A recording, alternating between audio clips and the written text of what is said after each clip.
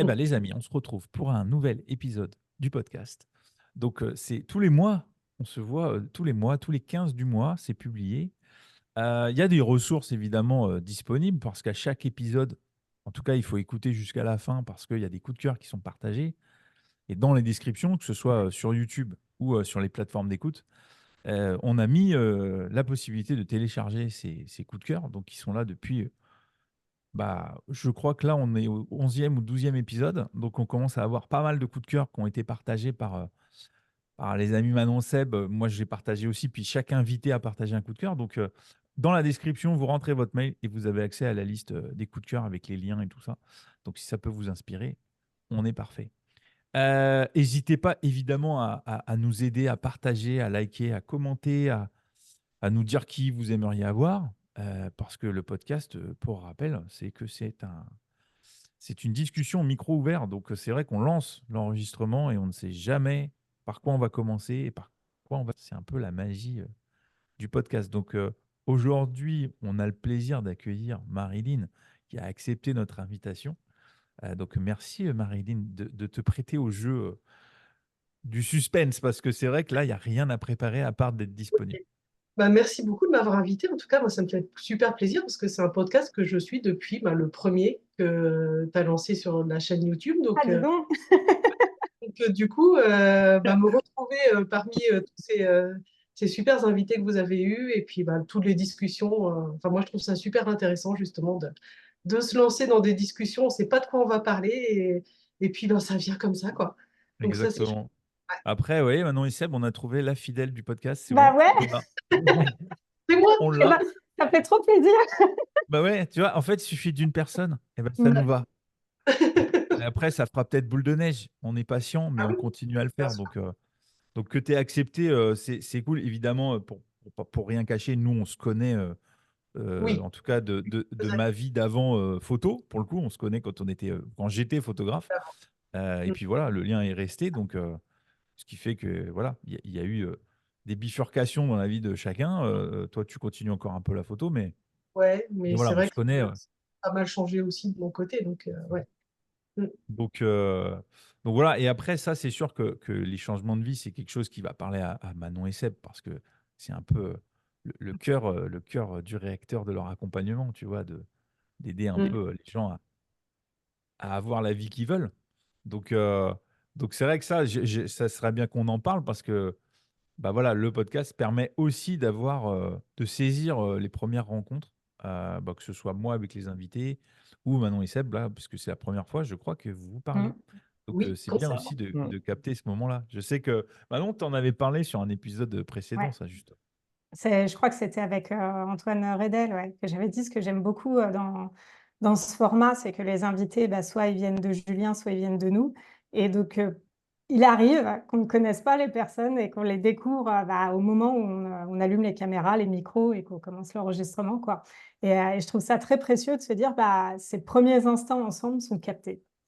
Mm. C'est vrai que c'est sympa, ouais. Mm. Mm. Sachant qu'en Donc, plus, nous, du ouais. coup, on a plein de. Enfin, on est.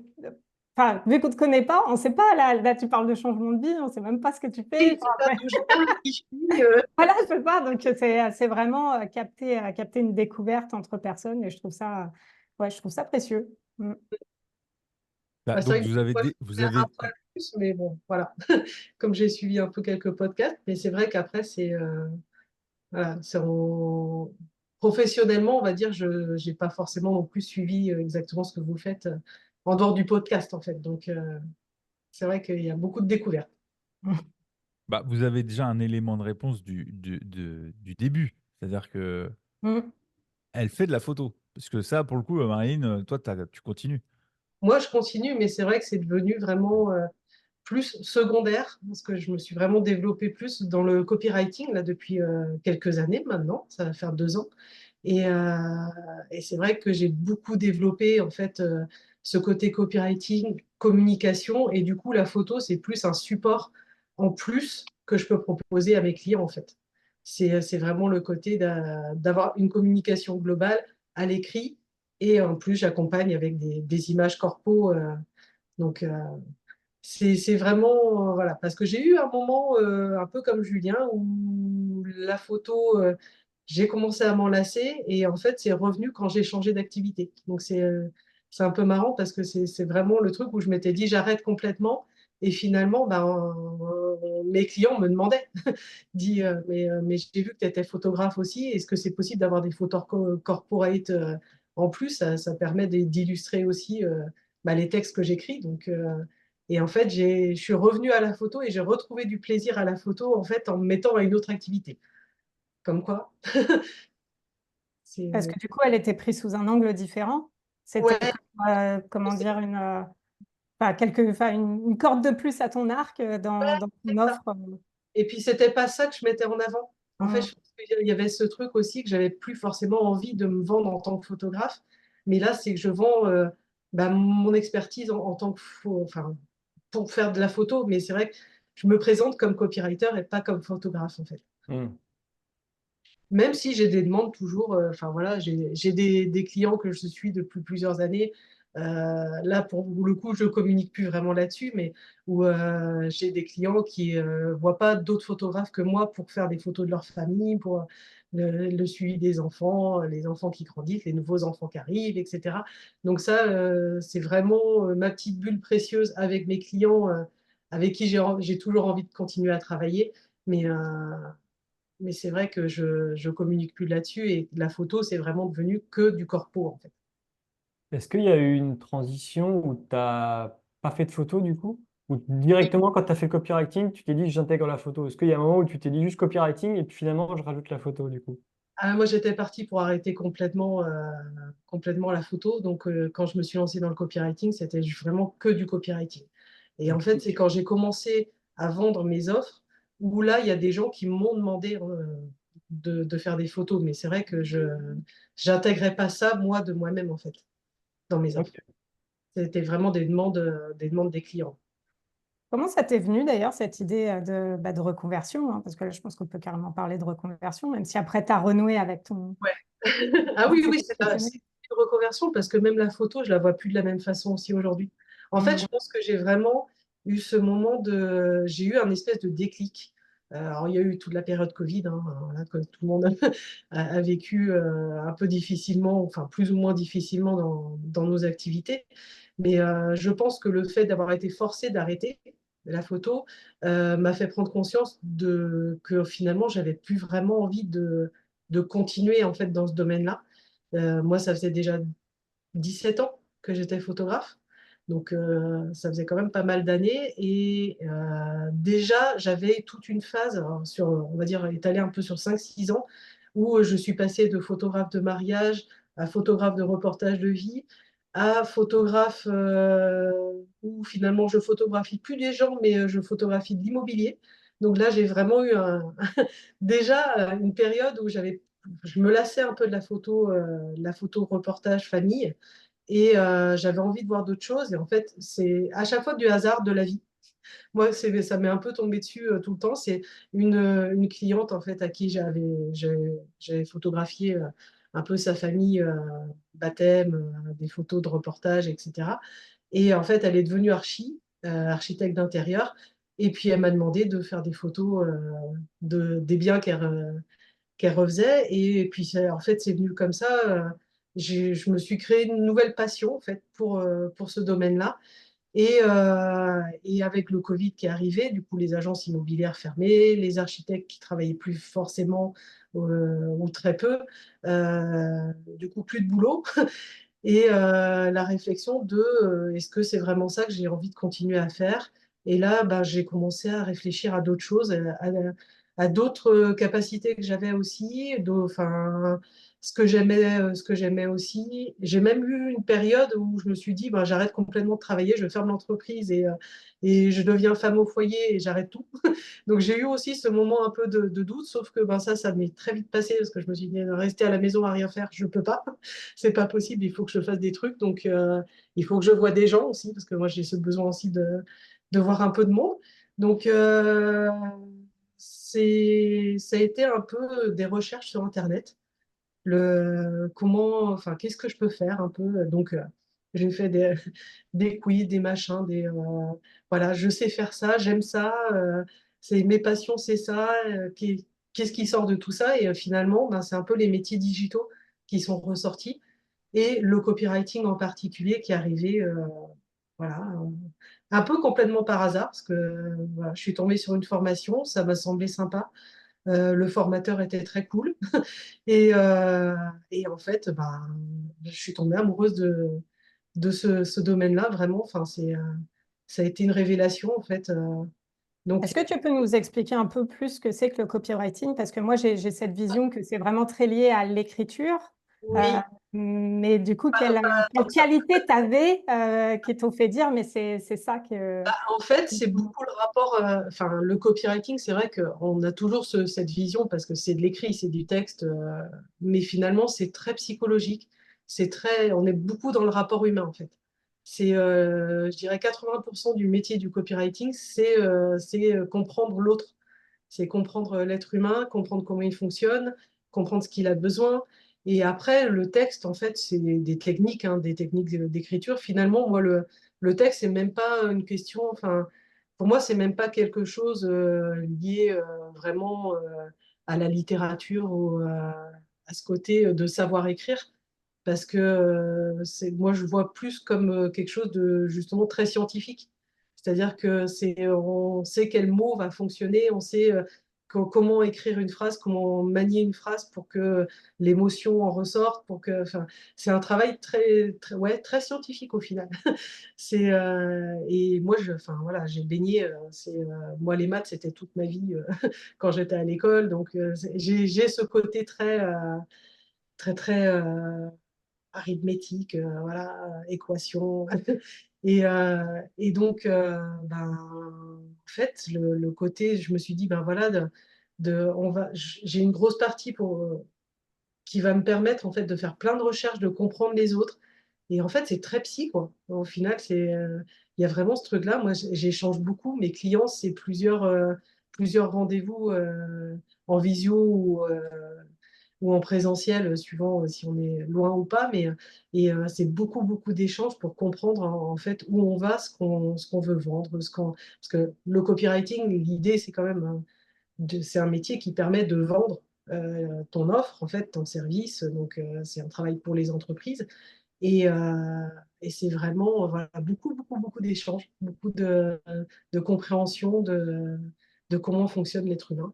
Donc, c'est ultra Alors, intéressant et je vais ultra juste faire passionnant. un disclaimer, Marilyn, parce que je sais que, Ouais, j'allais dire le vocabulaire qu'on va employer, on est là-dedans, donc on sait de quoi on ouais, va parler tous les quatre. ok, Il faut faire attention à ceux qui vont regarder ou écouter.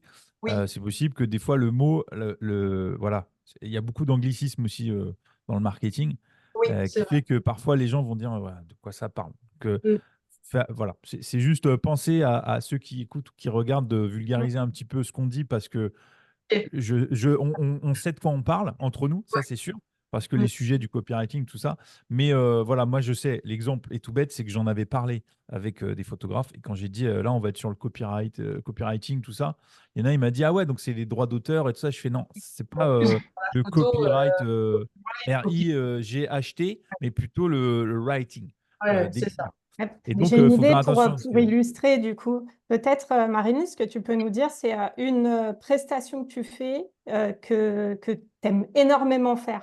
Enfin, je sais En pas, quelque chose qui vraiment te marque dans tes prestations de copywriting, ça consiste en quoi? Qu'est-ce que tu moi, as enfin, ce que je préfère, parce que c'est vrai qu'il y a beaucoup de possibilités dans l'écriture des textes, en fait, pour vendre. Mais moi, vraiment, ce que je préfère, c'est ce qu'on appelle les pages de vente. En fait, c'est comme une page, comme un site Internet, sauf que c'est un site Internet qui est destiné à vendre Mm. en fait, ton service. Donc, c'est tout un texte, voilà, on écrit toute une page, en fait, pour qu'à la fin, les personnes cliquent sur acheter. En gros, c'est ça. C'est vraiment. Parce que c'est vrai que bah, enfin, souvent, la définition de copywriting, c'est l'art de persuader, l'art de vendre, en fait. C'est vraiment ça. On va faire en sorte qu'une personne qui arrive sur la page ait envie d'acheter ton service ou ton produit. Voilà. Donc, moi, c'est vraiment la prestation que je préfère faire. Et là, c'est la page de vente, on va mettre en avant justement l'offre qu'on propose, les témoignages déjà des clients, on va vraiment détailler ce que peut apporter le produit. Enfin, c'est vraiment beaucoup, beaucoup, beaucoup d'éléments qui demandent aussi beaucoup de recherche. Donc, moi, j'ai un gros travail de Sherlock Holmes vraiment dans ce domaine-là. Et moi, c'est vraiment la partie que je préfère. C'est parce que c'est la partie finalement qui est la plus globale où il y a où le copywriting va être utilisé, enfin toutes les techniques de copywriting peuvent être utilisées à ce moment-là en fait. Bah ouais, parce que je suis en train de réfléchir, mais dans les pages de vente que je vois, il y a même aussi, par exemple, la partie à propos, où il Oui, faut présenter la en fait, ouais, personne. ce qu'on appelle un peu, alors, ouais, excuse-moi Julien, je vais essayer de pas utiliser le storytelling, c'est-à-dire l'histoire de l'entrepreneur qui vend l'histoire de l'entreprise en fait. Et tu sais que ça, On raconte un peu franchement, tout. je l'avais en tête, Marie, l'histoire du Ouais, storytelling. Donc, c'est oui, l'art de raconter une histoire, le ouais, storytelling, c'est un peu ça. c'est ça, Mais du coup, le copywriting, c'est plutôt avec quels mots tu vas raconter ton histoire. Donc, c'est comment tu structures. C'est un peu. c'est Les deux ça. se chevauchent un peu, je trouve. C'est deux compétences C'est ça. complémentaires. Et en même temps, elles sont complémentaires. Tu es Ouais, obligé. c'est ça. Quand tu Mais parce que ça, on le voit partout. Le storytelling, le personal branding. Bon, en fait, voilà, c'est un peu ouais, personal branding, c'est un peu ta marque, c'est toi, mais du coup, c'est c'est comment ça. tu racontes l'histoire de ta marque qui est toi. Donc, on est dans le storytelling et en même Ouais, temps, choisis tes bons mots et structures. Et là, on est dans le copywriting. Donc, en c'est fait, tout ça. ça, c'est des domaines. C'est bien de s'y intéresser. Et je sais plus, j'ai vu une interview. Alors, comme je regarde pas mal de contenu, j'écoute des podcasts à un moment, je n'ai pas la ref.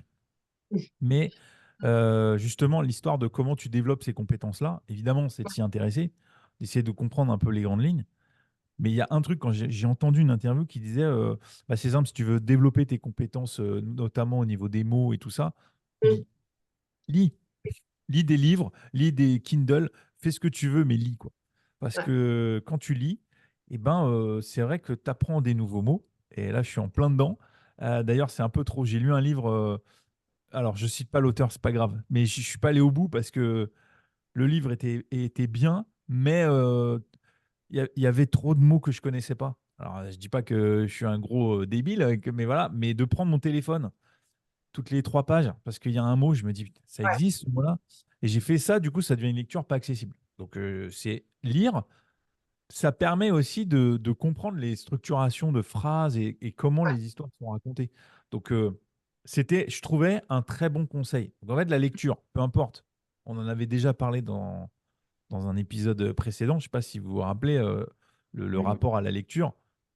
Voilà, lire des livres, c'est bien, mais moi, j'ai lu beaucoup de magazines de cinéma quand j'étais jeune. Et ça m'a quand même permis de comprendre l'orthographe et voilà, d'écrire sans faute. Parce que c'est vrai Ouais. que je suppose que ça, c'est quand même un point d'honneur. Le copywriting, c'est bien d'écrire sans faute, quoi. Parce que je vois des choses passer, des fois. Ah ouais, ouais, non, par Comment te contre, dire? c'est super Hmm. important. Alors après, t'as plein de techniques. Il y en a qui sont. Enfin, moi, c'est vrai que j'ai un rapport à l'orthographe en plus qui est assez. Je suis très maniaque là-dessus. C'est-à-dire que si je vais avoir les yeux qui saignent très vite si je vois une faute. Donc, j'ai quand même ce truc de. J'ai du mal.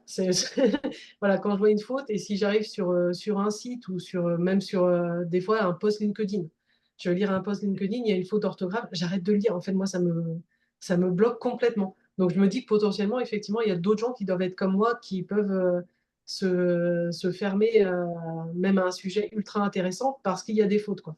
Et après, enfin, voilà, il existe comme des logiciels aujourd'hui Hmm. pour corriger les fautes. Oui, Donc, c'est pas comme si il y avait des sans aides qu'on soit nul en disponibles, mais orthographe, être copywriter, hein. Enfin, c'est ça. mais par contre, effectivement, c'est important de les corriger. Ouais. Ça, c'est Ça sûr. Toi, me donne envie de du faire coup, une toute petite parenthèse, moi, sur l'orthographe, mais un oui, sujet. j'allais vous poser la question de c'est quoi votre rapport par rapport à ça? Parce que. Ah bah, moi, justement, je me reconnais beaucoup dans ce que dit Marilyn. Je sais que j'avais un certain côté, comment dire, je pouvais être assez intransigeante vis-à-vis de ça. Et dans ma tête, et ce qui était absolument, heureusement que j'ai évolué là-dessus, mais dans ma tête, c'était directement lié avec, voilà, orthographe, contenu. Si ton orthographe est pourri, ton contenu est pourri. Dans ma tête, c'était ça. Mais Ah ouais, j'ai déconstruit. ouais, J'ai déconstruit ça. Et l'exemple que je voulais donner, qui était quand même assez rigolo, c'est avec Sébastien, on s'est rencontrés sur un site de rencontre à l'époque, ça va faire bientôt 7 ans. Et il a progressé, hein, mais à l'époque, il écrivait vraiment avec beaucoup de fautes d'orthographe. Ouais. Et moi, je sors d'études littéraires, j'ai fait Hippocagne, j'ai fait Cagne, enfin voilà. Donc pour moi, c'était vraiment, je pense que Ouais, ça décrit. Seb, là, tu peux pas test là. Là, t'es foutu, quoi. Et C'est la barre est trop haute, Seb, là. Ah bah, je me Cagnipocagne, tu posais fais pas la rien, je lâche question, là, l'affaire, il moi. ne se posait pas la question, mais il écrivait comme il parle.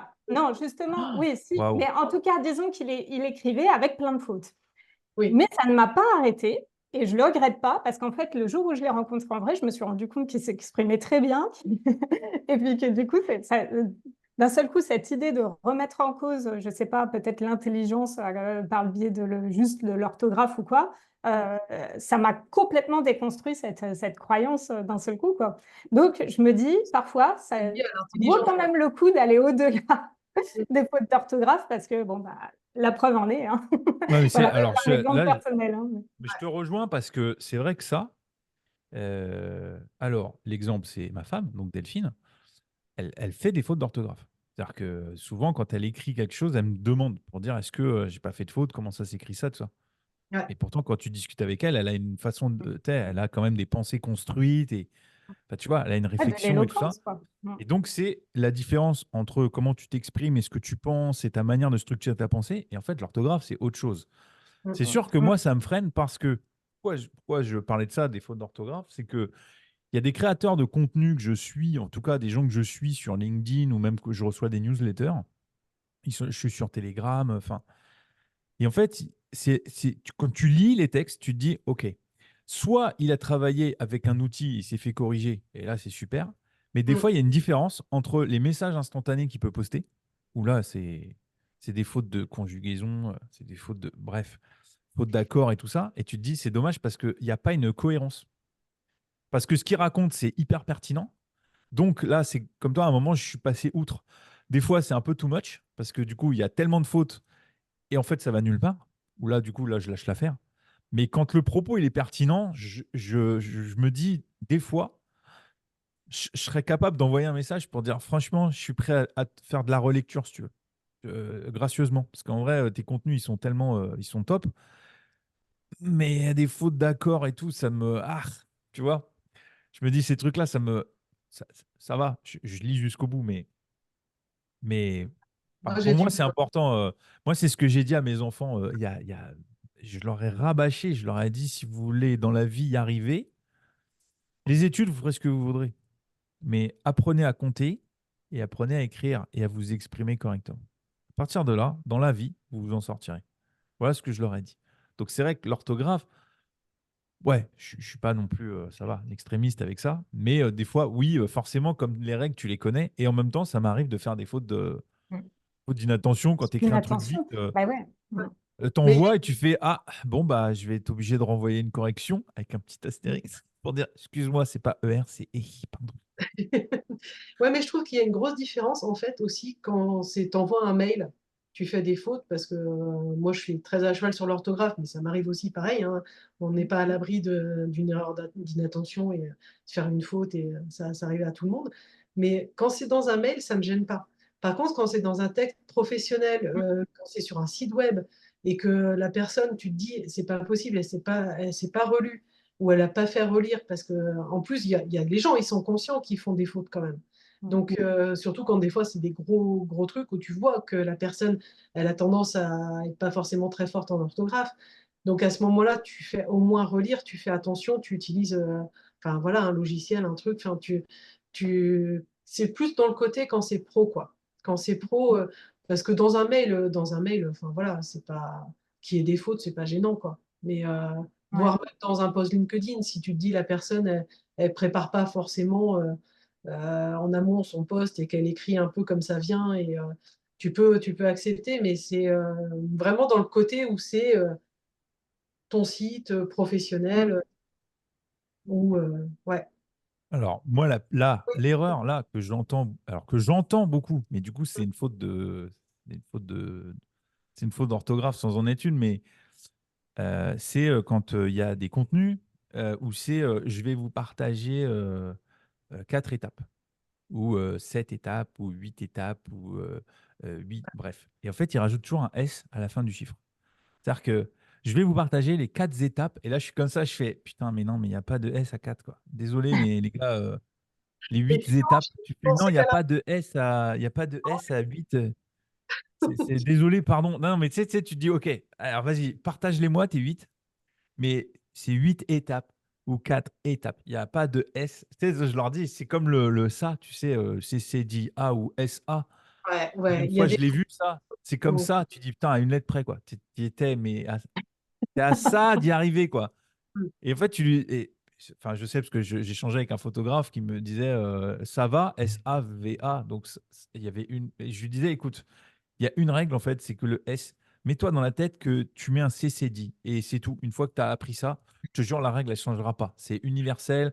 Je te promets, l'académie, ils ne vont pas se réunir. Ils ne vont pas te dire, oui, alors, est-ce qu'on ne mettrait pas un S à la place du CCD? Non, je te jure, c'est vraiment la règle. Une fois que tu l'as, voilà, tu vois. Et ben Mm. non, ils continuent à mettre le. Voilà. C'est vrai que, voilà, ça. Ouais. Mais on n'est pas sur ce niveau-là de faute. C'est plutôt des fautes d'accord. Tu vois, que je lis, moi, dans les Ouais, newsletters. ouais. Les fautes d'accord, je trouve pas ça gênant, hein. Mais vraiment, c'est des grosses fautes où tu as le mot qui est pas du tout écrit correctement. Ouais, ou des fois, des Et, mots, en fait, ils écrivent comme ils le disent. Et donc, du coup, deux mots deviennent un seul mot. Des choses comme ça. Là, c'est plus. et c'est sûr que moi, je suis en train de m'étudier un petit peu. Je me dis, c'est surtout la répétition, moi, qui peut m'embêter. Si, par exemple, dans un long mail, il y a une faute, enfin, ou une page de vente, il y a une faute. Bon, mais c'est s'il y en a toutes les 3 phrases, quoi. Et j'ai Oui, remarqué aussi que je pense que ouais, c'est très lié à la confiance qu'on peut même inconsciemment accorder au contenu. ouais. Donc là, tu parlais de convaincre et de persuader, et je pense que ça a un impact pour les personnes justement pour qui c'est important. Et, euh, et qu'est-ce que je voulais dire à propos de ça, sur cette histoire de confiance? Euh, que du coup, sur cette intransigeance-là, je sais que si je confiais des pages de site internet à quelqu'un, ce serait pour moi quelque chose auquel je prêterais attention. Vraiment, la qualité de l'orthographe de la personne qui peut rédiger les pages de vente et tout. Donc, je Bah, suppose qu'effectivement, c'est quand même quelque chose qui est un attendu finalement d'un copywriter, quoi. Et peu Ben, bah, importe comment il fait, hein, même s'il se fait relire, même si, comme tu dis, il utilise un logiciel, mais dans le rendu final, c'est quelque chose qui, moi, m'importerait pour une question. c'est important, ouais, c'est vraiment Ouais. un travail parfait quelque part, quoi. Même si la perfection n'existe pas, mais tu rends un travail le mieux que tu puisses et qu'effectivement, l'orthographe, ça en fait partie. Mais l'orthographe, la façon de t'exprimer, le fait que les phrases aient un sens, Mm. enfin, c'est un ensemble de choses, que la grammaire soit respectée. Et si c'est pas respecté, il faut que ce soit justifié. C'est un peu comme en photo. On a la règle des tiers, mais on a le droit de sortir de cette règle-là si la photo, enfin voilà, si tu peux expliquer pourquoi tu es sorti de la règle des tiers, en fait. Donc, en copywriting, c'est pareil. On a des règles, parce que moi, ça m'arrive plein de fois de faire des phrases sans verbe en copywriting. C'est juste, tu assembles des mots parce que là, ben, ça va avoir un impact plus fort et que c'est vraiment juste, tu veux balancer ton idée dans ton texte et que finalement, en faire sujet, verbe, complément, bah, ça serait un peu affadir en fait l'idée que tu veux mettre en avant. Donc, c'est plus pour être plus percutant, tu peux aussi sortir un peu des codes justement de l'écriture classique. Et c'est en ça que justement, t'as pas besoin d'être écrivain et t'as pas besoin de savoir bien écrire. Par contre, je te rejoins complètement, Julien, sur le vocabulaire. Lire énormément pour acquérir du vocabulaire, ça c'est important. Pour que tu puisses justement bah, pas t'arrêter à un moment donné, bloquer tous les 2 phrases parce que tu trouves pas les mots, parce que t'as pas assez de vocabulaire en fait sous le coude en fait à chaque fois. Et aller chercher sur des sites de synonymes toutes les 5 minutes, c'est un peu lourd au bout d'un moment. Donc c'est bien d'avoir un minimum de vocabulaire quand même et puis surtout dans les domaines dans lesquels tu travailles parce que c'est vrai que il faut aussi connaître le vocabulaire de l'entreprise pour qui tu bosses. Donc moi j'ai bossé pour un jardinier, j'y connaissais rien dans le jardinage, donc je me suis beaucoup renseignée, j'ai beaucoup lu sur le jardinage, je suis allée sur des forums voir ce que les jardiniers disaient. Enfin, c'est d'aller acquérir aussi ce vocabulaire-là en plus. Ouais, c'est le Oui, côté c'est Sherlock Holmes là dont tu ouais, parlais, c'est Ah ouais, ça. c'est du ça, coup, mais en tant qu'auditrice. c'est vraiment kiffé dans ce métier, c'est toute cette partie recherche. Et après, l'écriture, c'est rigolo, mais, mais toute la partie recherche avant, c'est de comprendre vraiment, c'est d'aller fouiner un peu partout, voir, comprendre ton client à 100% en fait. Est-ce qu'on peut juste enfin, réexpliquer ce que c'est que la règle des tiers? Parce que moi, je pensais que, enfin, je Ah, me en dis, c'est une photo. question de plan, Euh, mais c'est... Bah, tiens, j'y vais, tiens, ça me rappellera mon ancien métier. Ça. Ça va te Allez, rappeler va. des bons souvenirs. Non, parce que la règle des tiers, c'est la règle que j'apprenais moi de base aux amateurs. Je leur disais, enfin, je faisais des stages pour les amateurs qui voulaient améliorer leur pratique photo, en tout cas sortir du mode automatique. Et justement, voilà, je valide ce que tu dis. Je leur disais, voilà, la règle de base de la photo, c'est la règle des tiers. Il y en a plein d'autres. Mais celle-là, c'est bien de la connaître, de l'avoir en tête, et après, vous en faites ce que vous voulez. La règle des tiers, en gros, tu prends ton image, qu'elle soit en paysage ou en portrait, peu importe, tu la divises en trois dans le sens horizontal et 3 dans le sens vertical. Et à un moment donné, tu vas avoir 4 points de croisement. Et donc, ces 4 points de croisement, c'est les points forts dans ta photo. Donc, c'est là où, visuellement, pour une lecture plus simple, en tout cas pour apprendre la composition, c'est bien de mettre ton sujet sur un des points forts. C'est pour ça que des fois, quand dans un paysage, tu as l'arbre qui est un peu à gauche ou un peu à droite. Tu vois, c'est plus lisible que s'il était au milieu. Et en même temps, tu peux avoir une super photo où l'arbre est au milieu, mais du coup, la règle des tiers, c'est bien de la connaître. Voilà. Donc, c'est comme pour tout, tu vois, le copywriting, il y a des règles. C'est Ouais, bien de les apprendre et puis ouais, de jouer avec. Mm. Tu vois, voilà, la photo, il y a plein de règles, hein. La Tu fais bien de spirale. dire que c'est comme pour tout, parce que ça me fait penser au coaching, c'est un peu pareil. On apprend d'abord les règles et puis après, on apprend à faire un peu autrement. C'est ça, c'est ce que je dis, c'est tu apprends la base et Mm. après, tu crées ton propre système avec justement la base que tu as apprise.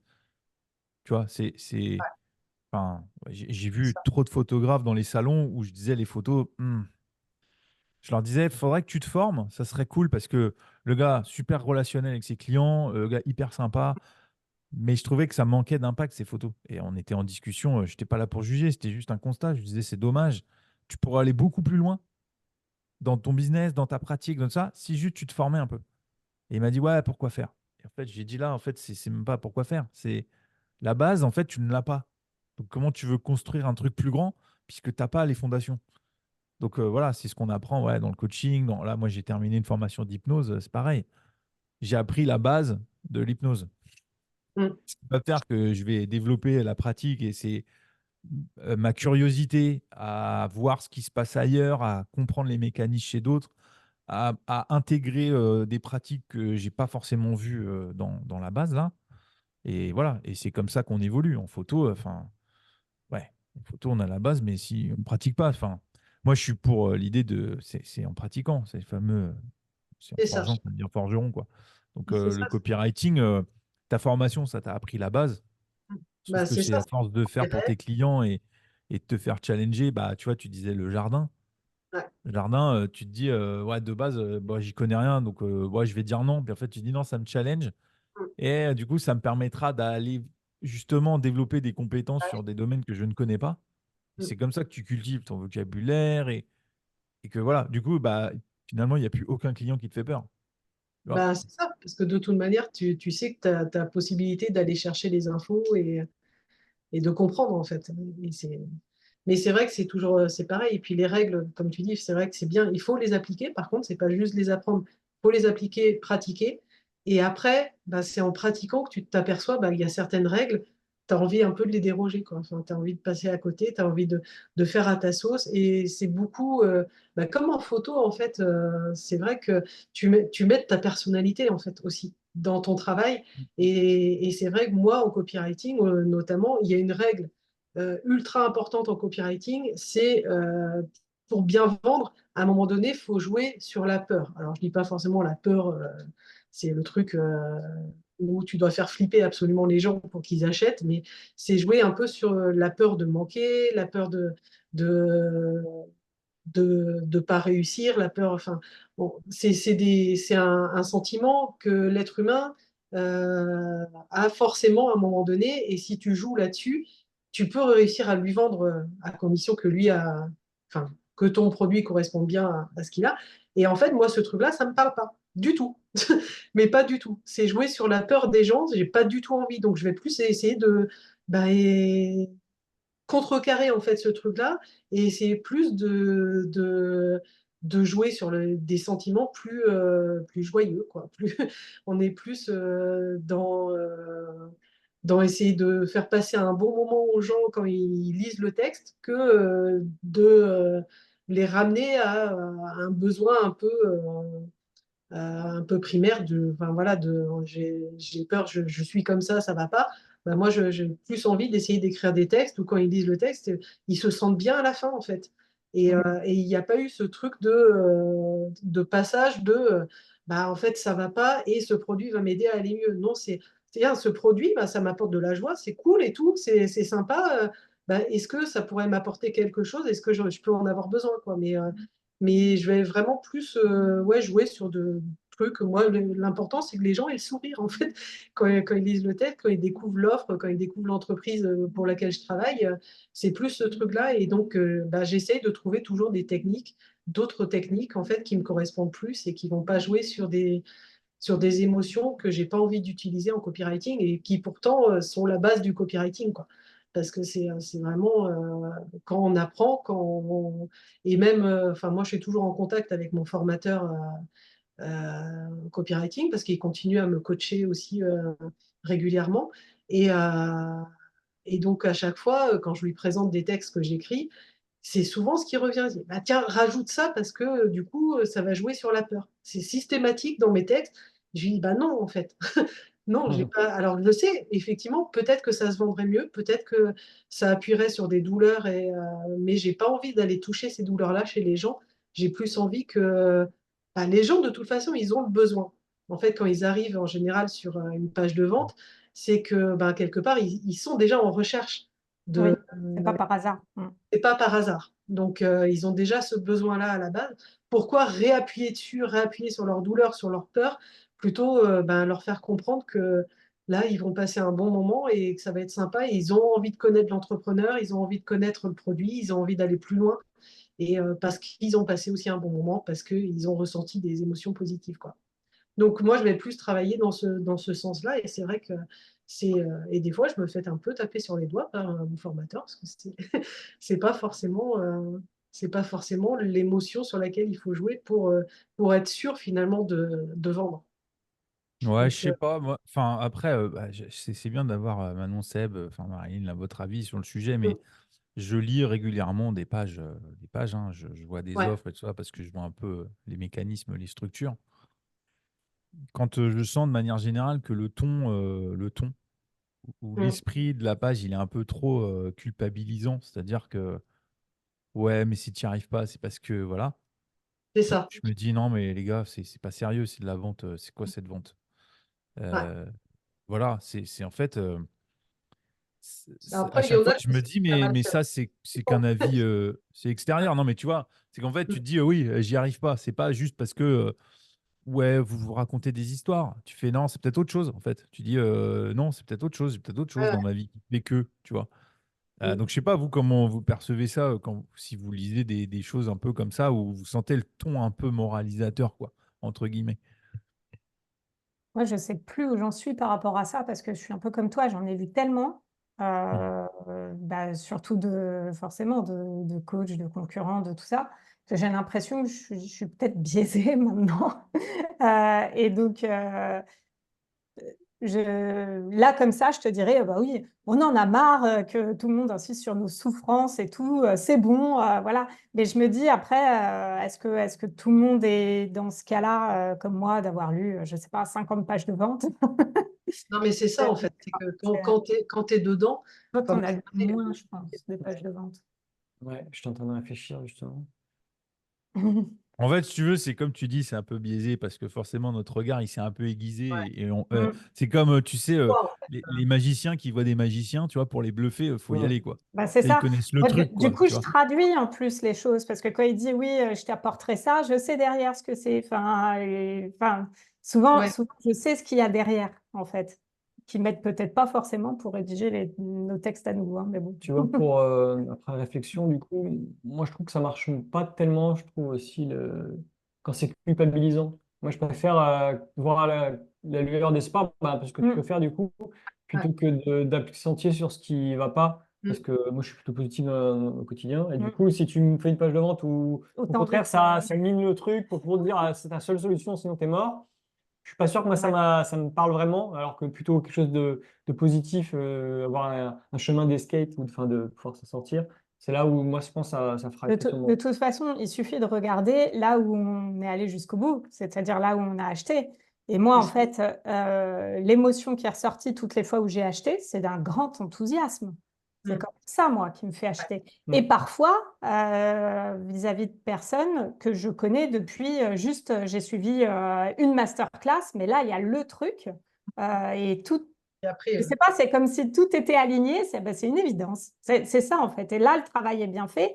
mm. Si pour moi, c'est une évidence. Et donc, Mm. je me dis, C'est ça, c'est en quelque fait, part, c'est c'est ça qui doit être d'arriver intéressant à à ça, ouais, produire. carrément. Et c'est plus, ouais, c'est plus de Les gens. l'enthousiasme que de l'énergie du désespoir. Mais en fait, c'est le côté, je pense que un peu, enfin, en copywriting, c'est le côté un peu gourou. C'est le côté où je te détruis pour que derrière, tu n'aies plus le choix de Mhm. finalement d'acheter et devenir. Et il y a des gens qui l'utilisent de manière avec beaucoup de parcimonie, mais il y a des gens qui l'utilisent effectivement à fond. Et ça, nous, comme on est dedans, on connaît, on le voit tout de suite et c'est effectivement, enfin, voilà, ça nous parle pas, voire ça nous répulse complètement, quoi. Alors qu'effectivement, des gens, je pense, qui sont justement dans cette douleur, qui ont déjà un besoin, qui vont pas bien. Tu vois, en coaching, par exemple, un entrepreneur son chiffre d'affaires décolle pas du tout, il n'arrive pas à avoir de clients, là, il commence à avoir des factures qui arrivent, il sait pas comment les payer. Il va arriver voir un coach business qui va lui dire bah oui, effectivement, c'est parce que ce que tu fais, c'est mal, c'est pas ça qu'il faut faire, t'es nul, tu fais rien. Et il y a des gens comme ça dans le coaching business, j'en ai vu des gens qui y vont vraiment très fort et qui détruisent la personne encore plus pour que derrière, tu mets 15 000 sur la table et moi, je te sors de cette merde, quoi. C'est vraiment ce truc-là. Donc, il y en a qui y vont très fort et il y aura toujours un public, il y aura toujours des gens qui seront dans une situation tellement, où ils sont tellement pas bien qu'ils vont aller vers ces gens-là qui leur promettent la lune derrière parce que voilà, ils arrivent à les détruire encore plus, ils sont plus réacteurs et puis voilà, ils n'ont plus le choix que d'aller vers lui, quoi. Bah Donc, alors, ça me fait penser à un truc, hein, parce que là, ce que tu viens de dire, évidemment, en étant dedans, parce que le coaching business, c'est un oui, peu, bah ouais. c'est le domaine, hein, pour le coup.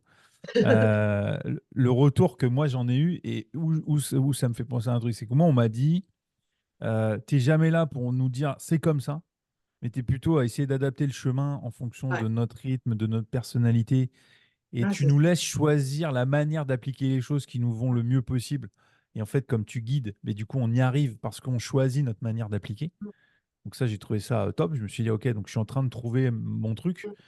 Mais là, tu vois, ce que tu dis, je vois très bien ce que tu veux dire dans le coaching business et je fais le parallèle avec l'hypnose parce que les gens viennent avec une problématique, tu vois, de manière générale. Mm. Dans les deux domaines, ça marche. Si tu n'as pas la bonne manière d'approcher la problématique, en fait, tu vas régler le problème sur l'instant, mais tu Ouais. vas pas régler le problème dans le temps. C'est-à-dire Mm. que c'est le truc immédiat. Ils ont l'impression qu'ils ont avancé et en fait, tu n'as pas réglé vraiment le problème. Mm. Tu vois, dans l'hypnose, des fois, les gens, ils sont un peu anxieux, un peu tout ça. Et en fait, tu vas leur faire une séance où, sur le moment, ils vont être détendus. Mais en vrai, tu n'as pas trouvé la source du problème, du pourquoi Ouais. ils ont ce stress et tout ça. Et en coaching, c'est pareil.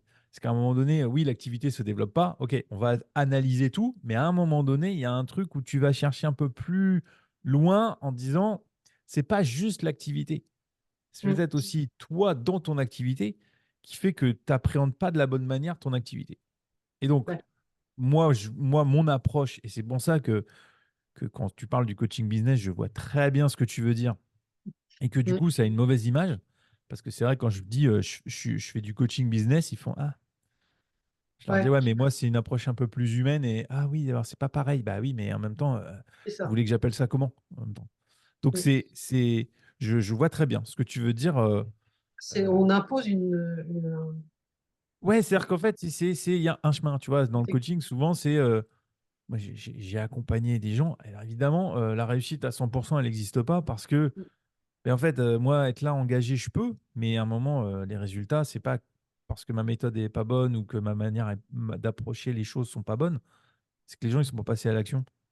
Ouais. Tu vois, tu dis, tu as eu des choses à faire, le chemin a été, tu juste pas fait preuve de patience, tu as Mm. voulu aller trop vite, tu voulais la récompense immédiate, et à un moment donné, c'était sûr que les résultats, ils n'allaient pas venir. Mais moi, je peux rien faire de plus. Je peux pas faire à ta place, tu vois. Ouais. Donc, ça a une mauvaise image. Voilà, le coaching business à cause de tout ça. Oui, parce qu'il y a Euh, la là de... solution rapide, immédiate, et ça rejoint ce que tu disais dans les pages de vente, dans les pages de présentation et tout ça, où c'est alors, si tu veux y arriver, il faut que tu fasses comme ça, et moi j'ai la méthode ultime. Ouais. Arrêtez quoi. Enfin, les autoproclamations de je détiens la méthode ultime, j'ai la formation numéro 1 en francophonie, j'ai machin. Tu fais non, en fait, c'est dans ton monde à toi où tu es numéro 1. Parce Ouais. qu'en vrai, quand on parle avec d'autres, ils font qui c'est. En fait, je te connais pas. Donc, tu sais, c'est un peu de. Moi, je Oui, m'intéresse à beaucoup de domaines parce que du coup, moi, je suis au fait. Et après, il y a les joies des recommandations de l'algorithme. Donc, ça t'arrive. Mais j'hallucine. Le coach numéro 1 en machin, tu fais, qui t'a donné ce titre-là? Je veux dire, oui, oui. oui, tu es très connu, mais je te cache pas, quand j'en parle, bah, il y a des gens qui ne te connaissent pas. Mm. Oui. Donc, c'est que non, finalement, tu as encore du travail puisqu'il y a des gens qui ne te connaissent pas. Le truc, c'est qu'à mon avis, il y en aura toujours des comme ça. Parce qu'il y a toujours Oui. des personnes qui seront là pour, malheureusement, pour se faire avoir, on va dire. Et du coup, je pense que c'est une histoire un peu sans fin, malheureusement, même si c'est vrai que Ouais. c'est un peu triste. Mais j'ai l'impression que ce sera toujours un peu comme ça. Et après, il faut juste que les gens ils soient aussi curieux, tu vois, de pas forcément regarder que la même chose. On est souvent omnubilé par quelque chose quand on tombe sur une nouvelle chose. Et c'est vrai que des fois, être curieux, ça peut sauver la mise de pas mal de choses, je pense. Donc, Ouais. s'il y a bien une compétence à développer qui serait intéressante pour ceux qui nous écoutent, c'est la curiosité, je pense, Mm. par rapport à ce C'est qu'on sûr. découvre. Mais après ça, tu vois, cette histoire de autoproclamation numéro 1, parce qu'en vrai, c'est Ça, en fait, souvent, ça nourrit, tu sais, là, on creuse un peu, c'est l'ego, quoi, tu vois, c'est l'ego de la personne.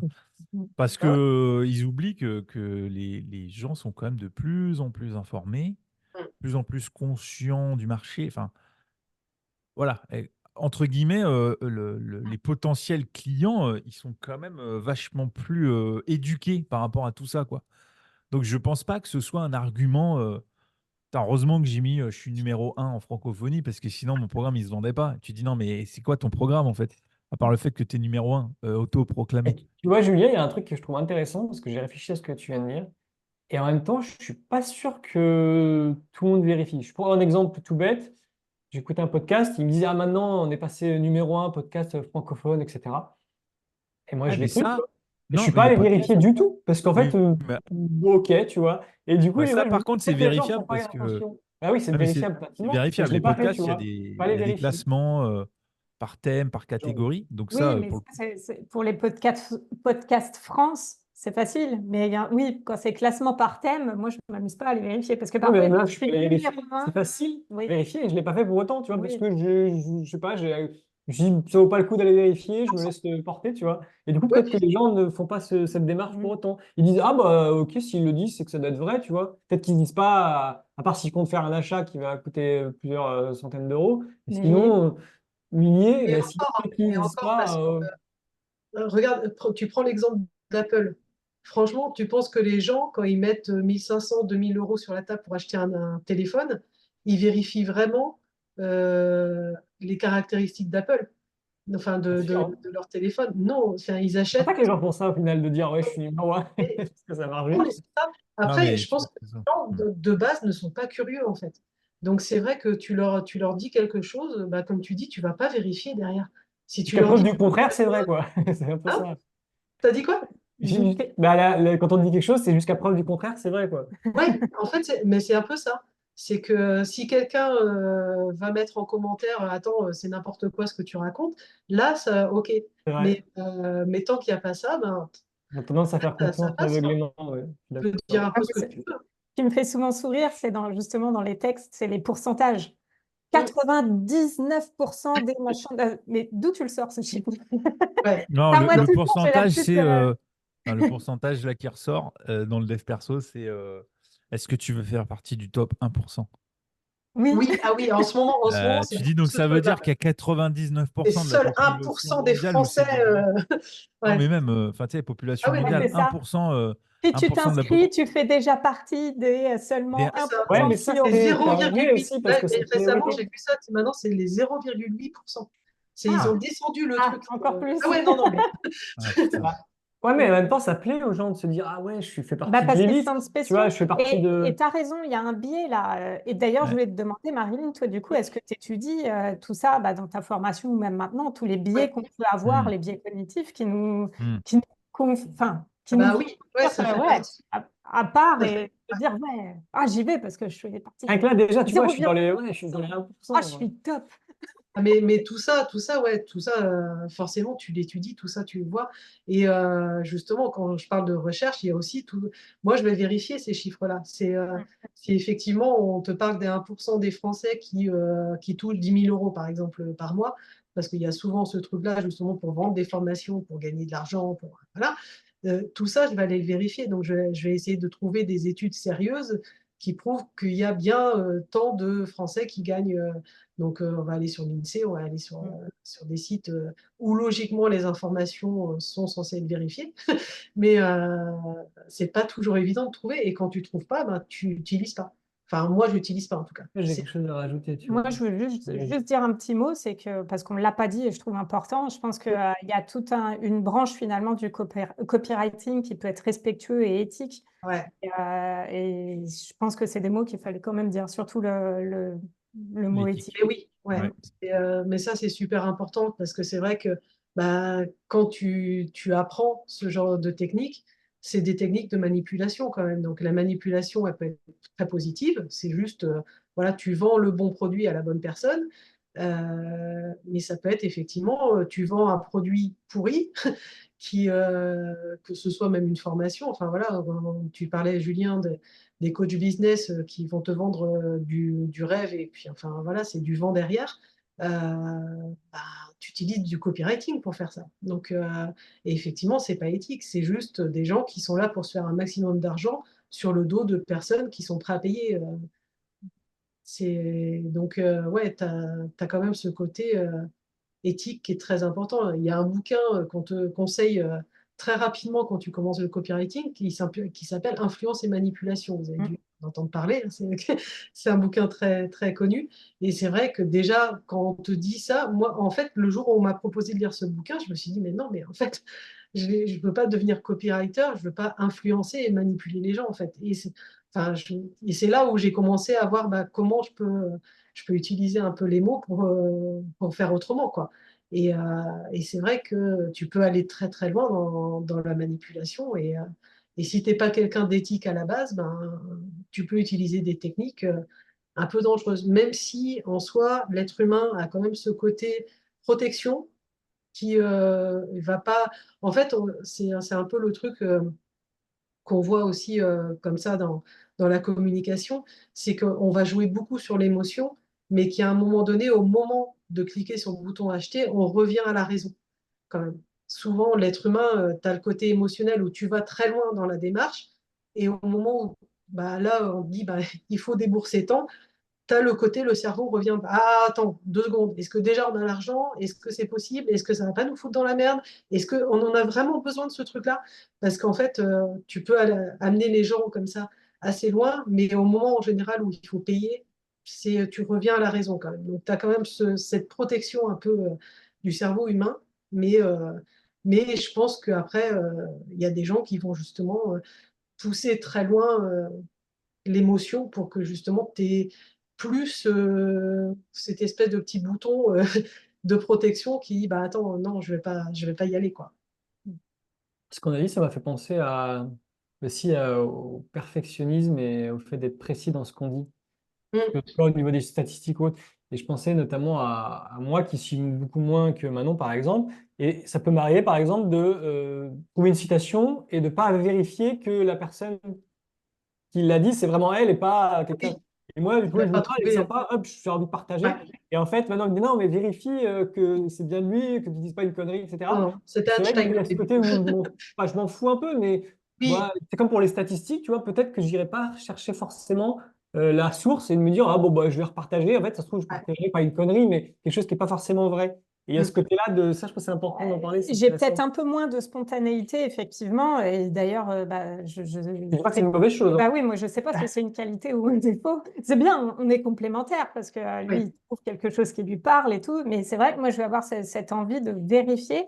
Et même, par exemple, si on dit, bah, c'est Einstein qui l'a dit, bon, est-ce qu'il l'a vraiment dit ou est-ce que ouais, les anciens aussi, ouais, on ouais. cite Sénèque et tout ça, est-ce qu'il l'a vraiment dit ou je vérifie toujours. Ouais, le juste milieu, parce Ah qu'après, ça bon. peut être long d'aller de plonger 10 heures de recherche pour savoir s'il l'a dit ou Et pas. après, si on le met, bah, c'est parce que j'ai jugé que oui, je peux dire que c'est lui qui l'a dit. Ou alors que bah, ça lui est, comment on dit ça? Il y a un Attribué. mot pour ça, ouais, ça lui est attribué. Bon, Oui, mais j'ai oui, toujours parce ce que truc des fois, c'est la source, remanié. la source. Et je pense, en fait, je viens de faire un lien. Oula. Non, mais je pense que c'est lié à mes études d'histoire.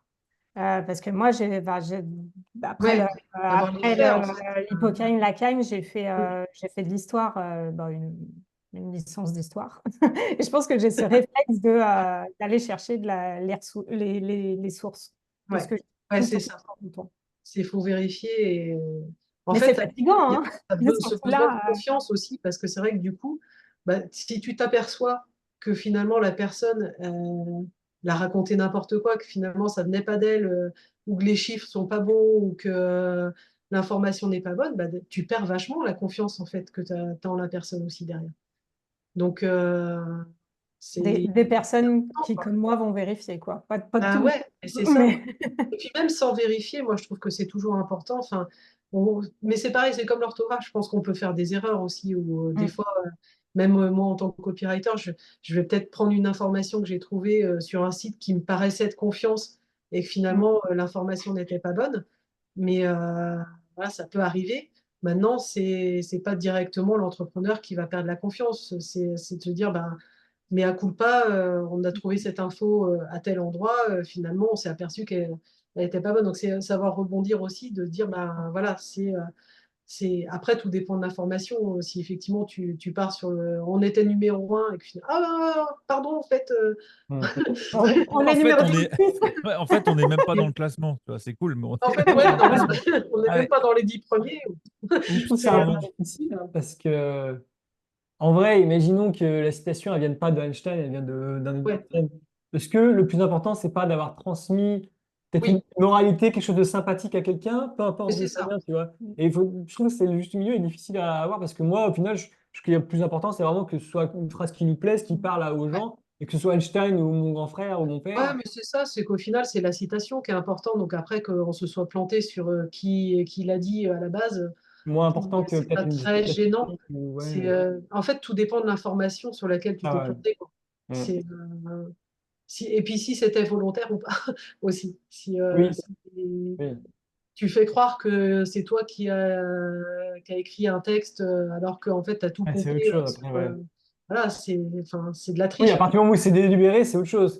C'est encore autre C'est ça. chose. Mais c'est ça, c'est qu'en fait, là, si tu donnes pas confiance, quoi, derrière. Enfin, c'est important que voilà, les infos qu'on partage, que ce soit quand même un maximum la vérité, quoi. C'est pour quand même, voilà, donner confiance aussi aux gens et puis ben, ne pas les arnaquer derrière, quoi. C'est pas le Ouais, but. bah après, c'est à manier avec prudence, là, les citations et tout ça. Tu vois, moi, je pense à un Mm. truc, j'ai lu un livre où il y avait beaucoup trop de références à d'autres livres. En fait, je trouvais ça too much, quoi. Je disais, Ouais. wow, ouais, en fait, c'est invérifiable. C'est-à-dire que toutes les pages, il y a un C'est fait truc en exprès, c'est bas pour envoyer les trucs. parce que Ouais. tu as cité machin, comme le disait gna gna. Tu dis, ouais, putain, je vais pas acheter 50 livres pour vérifier que ce que tu écris, c'est juste, quoi. Je te fais confiance, Mm. là. Tu vois, tu as ton livre, mais toutes les pages, il y avait une ref. Toutes les Ouais. pages, il y a une ref. J'ai découvert un nouveau mot. En fait, il y a la ref, puis en dessous, il y a marqué ibid. Et j'ai dit, waouh, c'est quoi ce truc Mm. ibid? Alors, ibid, c'est un truc latin. Donc, c'est le diminutif de je sais plus quoi. C'est en gros, comme ça, je vous le dis, un peu de culture ne fait pas de mal dans ce podcast. C'est Parce que du coup, l'instant je l'ai culture, on va en faire découvert. à chaque fois maintenant. Non, mais du coup, c'est pas mal, c'est le point culture. Mais du coup, voilà, je le partage parce que c'est voilà, j'ai 47 piges, j'apprends encore des mots, donc c'est magique. Et du coup, il y a la ref. Donc, petit 1, référence d'un livre. Et en fait, 2, ibid. Je dis, c'est quoi ça, ibid? Et donc, je vais chercher. En fait, ibid, c'est parce que, au lieu de réécrire une deuxième fois la référence, c'est parce qu'elle a déjà été donnée dans la page. Donc, en fait, ça fait référence au 1. C'est le même titre, en fait, c'est le même livre. Et Mm. j'ai fait, ah, d'accord, c'est ça que je voyais dans les livres, je savais pas ce que c'était. J'ai ibid, ibid, Ouais. bon, ça doit être un truc. Et non, bah voilà, bah, à un moment, j'ai dit, je vais comprendre. Voilà, bref, c'était la parenthèse. Fermons la Ah ouais. parenthèse culture, mais enfin, par rapport aux citations, parce que ça, c'est vrai de vérifier ses sources, évidemment, les chiffres. Mm. Si c'est une enquête officielle, bon, bah, tu peux citer la source officielle et elle est trouvable. Mm. Mais voilà, l'histoire des numéro 1, l'information la plus aboutie, tu te dis, Ouais. putain, mais c'est par rapport à qui, par rapport à quoi? Euh, invérifiable. C'est Mm. invérifiable. Ça peut être juste un argument marketing. Et tu te reposes sur le fait que les gens de l'extérieur disent, waouh, c'est beau. Donc, je ne vais pas vérifier. Ouais. Et moi, quand je vois ça, je me dis toujours, mais par rapport à qui, par rapport à quoi, où le classement, enfin, tu vois, voilà, t'es pas dans Ouais. Forbes ou Times ou je sais plus quoi, où tu sais, c'est les 100 personnalités plus influentes du monde. Là, tu dis, là, c'est trouvable. Là, pour le coup, le classement, il est trouvable, quoi. Là, donc, ouais, prenez pas de Et puis risque avec. s'ils ont que ça pour se mettre en avant, c'est qu'ils doivent pas avoir grand-chose derrière non plus. Parce que enfin, des preuves sociales après c'est si tu es bon et si tu fais bien ton boulot, t'en as forcément. Et des vrais et des vérifiables et tu ne mets pas en avant en disant tu es numéro un du truc. C'est tu te mets en avant en disant bah voilà, moi mes clients ils ont eu ça comme résultat. Et là tu peux aller vérifier. Mais tu vois, on parlait d'éthique. Alors moi, ça me viendrait pas à l'idée de mettre un truc comme ça, quoi. Ouais, Et je le vivrais. Enfin, je sais pas, on sait comment c'est, mais tu vois, je me dis, putain, mettre un truc. Alors, tu sais que y a pas vraiment, on t'a pas c'est décerné ce ça. truc-là. Tu te dis chaud, Bah quoi, ouais, de dire, c'est bizarre, hein. C'est un peu bah bizarre. ouais. Mais c'est- mais- comme tu dis, c'est l'ego, hein. Je pense que les gens qui utilisent ça, c'est quelque part, c'est juste pour se rassurer eux, quoi. Enfin, c'est d'avoir, parce que ouais, à aucun moment tu te dis, tu vas t'attribuer un titre tout seul dans ton coin. Enfin, c'est bizarre, quoi. C'est vraiment assez étrange comme truc. Après, je me dis, tu vois, pour pousser le vice un peu, je pense qu'on est un peu autoproclamé coach des audacieux, nous, hein. Ouais, mais on n'est pas les premiers On n'est coachs, pas tu les vois. Oui, c'est premiers, ça. C'est le premier qui mais, chante le truc, tu vois. mais Vous tu n'êtes vois, pas donc les on s'en meilleurs fout coachs aussi des un peu. audacieux, tu vois. Ah non, Ça, voilà. Non, non, ça, c'est Ouais. la mais non, parce qu'il subtilité. n'y a que nous, en fait. Oui, C'est ça. Non, c'est vrai, Donc c'est vous êtes le Mais les numéro coachs un, des la parce que audacieux, vous êtes tout subtilité, elle seul. est là. La subtilité, elle est là. C'est dans on est les premiers, tu vois. C'est Mm. ça. Pour ça, il faudrait qu'il y ait un classement, tu vois. Parce que du coup, moi, je me disais, c'était aussi, il y a aussi une question d'être identifié, quoi. Mm. Ouais. Oui. Donc, c'est là où je vois une nuance peut-être à mettre. Et ce qui fait Ah, que voilà. nous, on a pu écrire, voilà, les coachs des audacieux, c'est nous. Parce qu'on veut être dans la tête des gens, ça Ah rentre. ouais. vous Mm. identifiez comme ça. Mais tu vois, ça me fait penser, une fois, j'ai fait une conf devant des photographes. Et donc, je parlais de mon parcours, voilà, hein. Et puis à un moment, je leur dis, alors, à main levée, qui pense être le meilleur photographe du monde? Et là, ils ont fait, bah, tu sais, il y en a plusieurs. Je dis, non, mais vous pouvez lever la main, pas de problème, pas de honte, quoi. Donc, tu vois, j'ai dit, mais en fait, qui vous a donné ce titre-là? De meilleur photographe du monde, photographe de la Terre, tu vois. Enfin, bref, ce que tu veux, quoi. Puis, Mm. tu sais, ils se regardent et ça rigole parce que, tu vois, genre, waouh, tu vois. Ah ouais. Et puis ils disent, bah, c'est nos clients qui l'ont dit. Je dis, voilà, donc vous êtes le meilleur photographe du monde dans le monde de vos clients. Mm. Je dis, ça change tout en fait. Et ils disent, Ouais. ah ouais, c'est vrai que. Bah, je dis, ouais, parce que là, en fait, là, dans la salle, il y a 10 photographes meilleurs du monde. Donc à un moment donné, c'est pas possible. Parce qu'il n'y en a qu'un. Il y a un classement. Vous pouvez pas être ex aequo, tu vois. Donc, tu sais, les titres autoproclamés, j'ai un peu de mal, moi. Je me dis, Mm. on m'a donné le titre, ok, je le mets parce que c'est un truc qui est décerné. Donc là, tu peux le dire parce que c'est vérifiable, comme on l'a dit. Mais vraiment, moi, les trucs autoproclamés, à part te rassurer toi, donner un peu plus de confiance, mais moi, j'ai quand même du mal parce que tu te dis, c'est un argument marketing Ouais. qui tient pas, quoi. Enfin, tu vois, c'est un peu Mm. mensonger, je trouve. Donc c'est un peu dommage de jouer avec ça. C'est mensonger et puis ça t'apporte quoi vraiment? Parce que, à part que, effectivement, les gens arrivent, ils se disent, ouais, effectivement, tu es vraiment le numéro. Enfin, on a engagé le numéro un. Et d'avoir ce truc aussi pareil, finalement, pour le client, c'est un peu l'ego de se dire, je vais engager le numéro un, quoi. Et puis Enfin, numéro un par rapport à quoi? et, C'est par rapport au contenu? oui, bah oui, en plus, Par ça veut rien rapport dire. Ça ne veut à, rien ok, dire. t'es le formateur qui ramène le plus d'argent. Ouais. Est-ce que tu as vraiment des gens qui, bah, on parlait justement de, est-ce que tu les aides, mais dans le temps? Et Mm. que c'est pas genre tu les as aidés, puis en fait 6 mois après, bon, bah, ils retombent dans leur travers. Donc tu vois, c'est quoi la métrique, quoi? Pour dire, t'es le Ouais, numéro je un. pense que c'est quelque chose de vachement personnel, en fait. Je sais pas, quand je fais les comparaisons avec le sport, le mec il dit ah, je suis le numéro un, je suis le meilleur boxeur pour pouvoir justement se dépasser. C'est pas pour pas faire peur aux autres, c'est pour justement se dire putain, il faut que je me bouge. Oui, Et c'est il ça qui veut va me se booster parce motiver que je suis le pour. meilleur, etc. Donc en fait, quand on y compare avec ça, j'ai l'impression que c'est vraiment pas personnel, c'est juste de l'ego et de c'est pas pour, je sais pas forcément pour peut-être pour dire aux autres bah, par rapport aux autres, oui, c'est moi le numéro un, ayez peur ou quoi, c'est peut-être plus genre pour se booster soi-même, tu vois. Et Autoboost. après, Ah enfin, ouais, tu sais, c'est se dire, ah là là, dans le sport, je vais être le meilleur du monde, etc. Tu vois, je peux poser pas mais mal de dans le sport, ouais, comparaisons. c'est une compétition. En fait, tu as des preuves finalement. Enfin, c'est à un moment donné, si tu Quand es tu es champion du numéro un, monde, tu tu es as une champion du preuve. monde, tu vois. Mm. Hum. Donc, tu as, quand même des titres, mais pareil pour la photo, tu as des gens qui peuvent gagner des titres et du coup, Ouais. qui peuvent se dire, bah voilà, j'ai gagné tel titre. Enfin, moi, je sais qu'à un moment donné, moi, ça m'a fait un peu peur quand j'ai commencé justement à gagner des titres avec mes photos, où j'avais ma photo qui se retrouvait, t'es dans les centièmes meilleurs photographes du monde. Mais comme tu dis, Julien, enfin, c'était centième des meilleurs photographes du monde sur un site précis qui t'a décerné ce truc-là. En fait, tu n'es pas dans les 100 meilleurs photographes du monde, tu es 100 meilleurs photographes du monde sur un site qui a Inscrit décidé, sur le site, quoi. voilà, inscrit sur le site en question. Donc, Donc combien il y a ça d'inscrits sur peut, le et ça site peut par monter rapport à la au tête, nombre de je photographes? pense. C'est ça. Ouais. Ouais, ce truc-là, ça peut monter à la tête parce que tu te dis, ah ouais, ok, c'est sur un site, ouais, je sais pas combien il y a, enfin, ça dépend des sites, mais je pense qu'il y a même des sites, il doit y avoir 500 personnes et tu te retrouves dans les 100 premiers, ben, enfin, voilà, finalement, c'est pas grand-chose, quoi. Mais ouais, tu as ce truc quand même où tu peux vite prendre un peu la grosse tête parce que il y a des gens qui te décernent aussi des prix et, euh, et ça peut un peu te monter aussi boulot aussi, je pense à ce moment-là. Moi, réellement, quand j'ai commencé à avoir des prix comme ça pour mes photos, mais je suis revenue très vite sur Terre, quoi. Je me dis, enfin, ben non, en fait, là, parce que, ok, ma photo, elle est réussie, ok, elle a gagné un prix et tout ça, mais je suis très, très loin encore de niveau de photographe que j'admire, enfin, voilà, dont j'estime que le travail est largement au-dessus du mien et que tu te dis, ouais, c'est juste sur ce site-là, c'est juste à cet instant T, c'est juste ce jury-là qui a décidé que ma photo, on va se calmer tout de suite, quoi.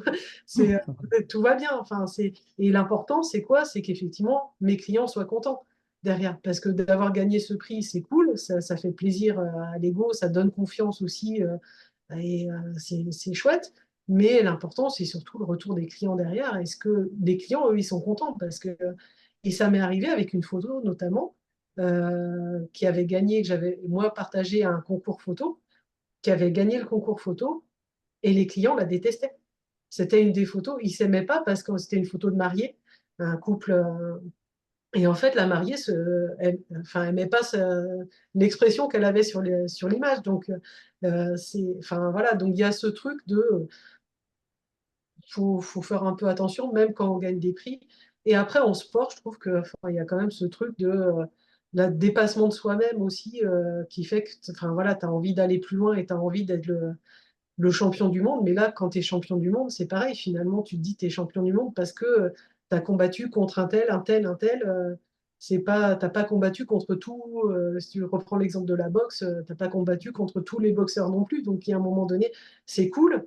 Tu t'es dépassé, tu as réussi à aller là où tu voulais aller. Donc, ça, c'est chouette. Mais après, voilà, de là à utiliser le truc de je suis numéro 1, ouais, non, finalement, c'est l'important, c'est surtout d'être allé là où toi tu voulais aller et quand tu es content de ton travail, que tu es content voilà, de ce que tu peux fournir aux autres, c'est Je quand même. réfléchissais aussi un peu à l'effet inverse. J'ai l'impression qu'il y a un peu de ça aussi, où imaginons effectivement que tu sois le meilleur coach ou le meilleur photographe du monde. Est-ce Mm. que ça fait pas aussi d'un côté de toi quelqu'un qui fait peur aux autres, tu vois? Est-ce que je vais vraiment aller embaucher ce photographe Oui, qui est le ouais, meilleur du monde, tu vois? Est-ce que je vais me ouais. faire coacher par lui? Enfin, c'est chaud, tu vois?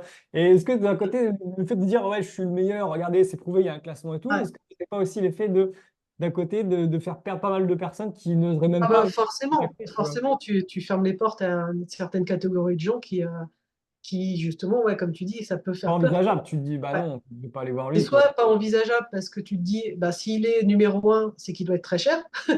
Donc, tu n'y vas pas parce que t'as pas les moyens, tu estimes que tu n'as pas les moyens. Et moi, notamment, si je reprends l'exemple là, du concours photo, moi, j'ai des gens qui m'ont trouvé en fait comme ça via ce site-là parce que j'avais été mis en avant à ce moment-là du concours. Et, euh, et par contre, c'est vrai que la première réaction qu'ils se sont dit, c'est elle doit être hors de prix. Mm. Enfin, forcément, tu es dans ce truc-là. Et donc, et quand ils ont vu mes tarifs, ah ben putain, on peut se la payer, cool. Enfin, c'était un peu ça, quoi. Donc, mais ouais, je pense que de toute manière, euh, ta communication, ça va attirer certaines personnes et ça va fermer les portes à d'autres, forcément.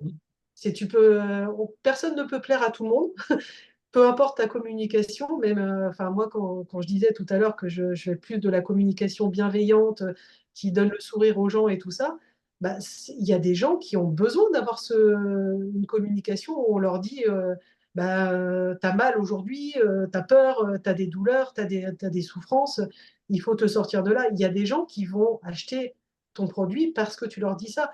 Et du coup, moi, ma communication, ça va pas aller vers ces gens-là, quoi.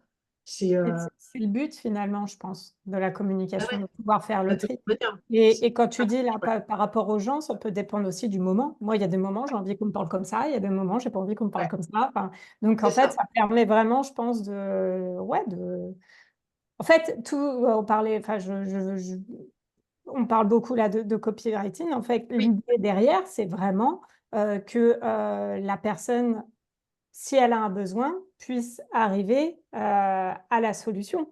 Et Mm. donc, Ouais, quelque part, tout ce chemin-là, c'est de pouvoir élaguer pour faire ressortir les personnes qui en ont vraiment besoin, quoi, c'est quelque ça. part. Donc, Ah bah, tant c'est mieux, complètement ça fait ça. le tri, finalement. Ouais. Oui, si tu t'adresses vraiment que à une certaine catégorie de personnes, ouais. C'est vraiment ça. Bah, du coup, je pense à quelque chose, mais je pense que vous avez un point en commun tous les trois. Alors, rien à voir avec tout ce qu'on s'est dit là, attention. Alors là, sans transition, mais vraiment Vas-y, sans envoie. transition, il n'y a pas de transition. On y va, on change de sujet. C'est juste que ça me fait penser à ça, c'est qu'en fait, vous avez déménagé, vous avez changé de région carrément. C'est qu'à un moment, vous êtes parti de Paris, maintenant Isseb, je crois. Mm. Ouais, Mm. Et voilà, Marine, tu étais en région parisienne, tu es mm, parti en Bretagne, c'est Redon, ouais, je crois, c'est ça? ouais, c'est ça. Donc, il y a un point commun. De un moment, je Ou change de pas. life, je change d'endroit. Donc ça, Ouais. voilà, vous voyez, finalement, vous ne vous connaissez pas, mais j'ai trouvé le point commun. Il y en a Et un. en Ah, plus, Redon, c'est sympa. ouais. Donc, Mm. on a une maison pas vers Vannes, en gros. Donc, c'est Oui. pas hyper loin.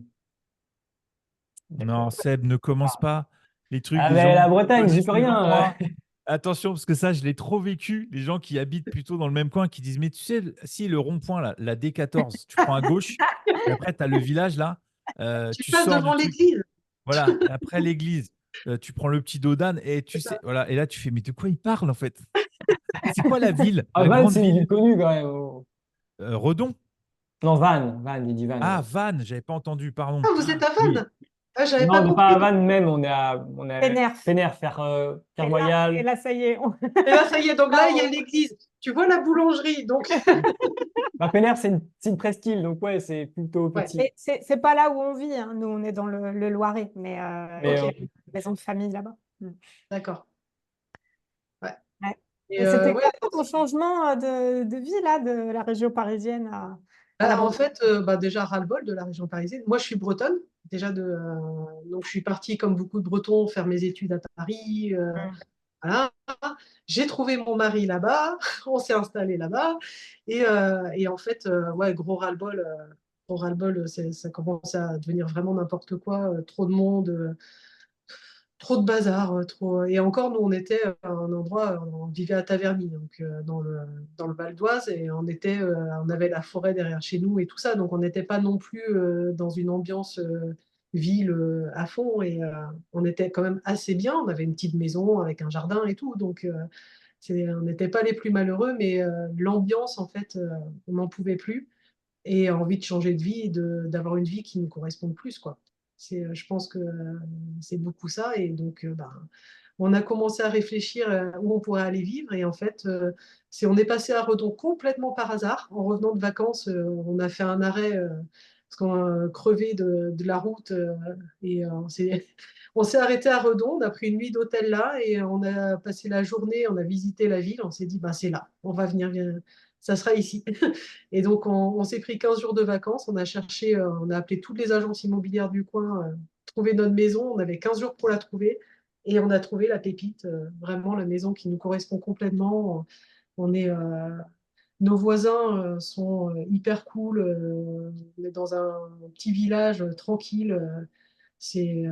Avec la maison de nos rêves, on peut inviter nos amis, nos familles à venir passer du temps et tout. Donc, on est trop, trop bien. Donc, c'est vrai. Et comment il a fait ton mari Eh ben, pour, mon partir? mari a eu un bol monstrueux. C'est qu'on a déménagé en avril 2020. En avril 2020, premier confinement. Voilà. Donc, il a pu continuer à travailler, lui. Alors, lui, il est ingénieur informatique, donc il a pu continuer à bosser, en fait, à la maison, en télétravail. Et puis, il est resté en télétravail, en fait. Après, quand tout a repris normalement, ben, il a dit, mais attendez, là, ça fait un an que je bosse en télétravail. Tout se passe bien, donc il n'y a pas de raison que je continue pas. Donc, en fait, il n'a même pas eu à changer de boulot. C'est donc royal.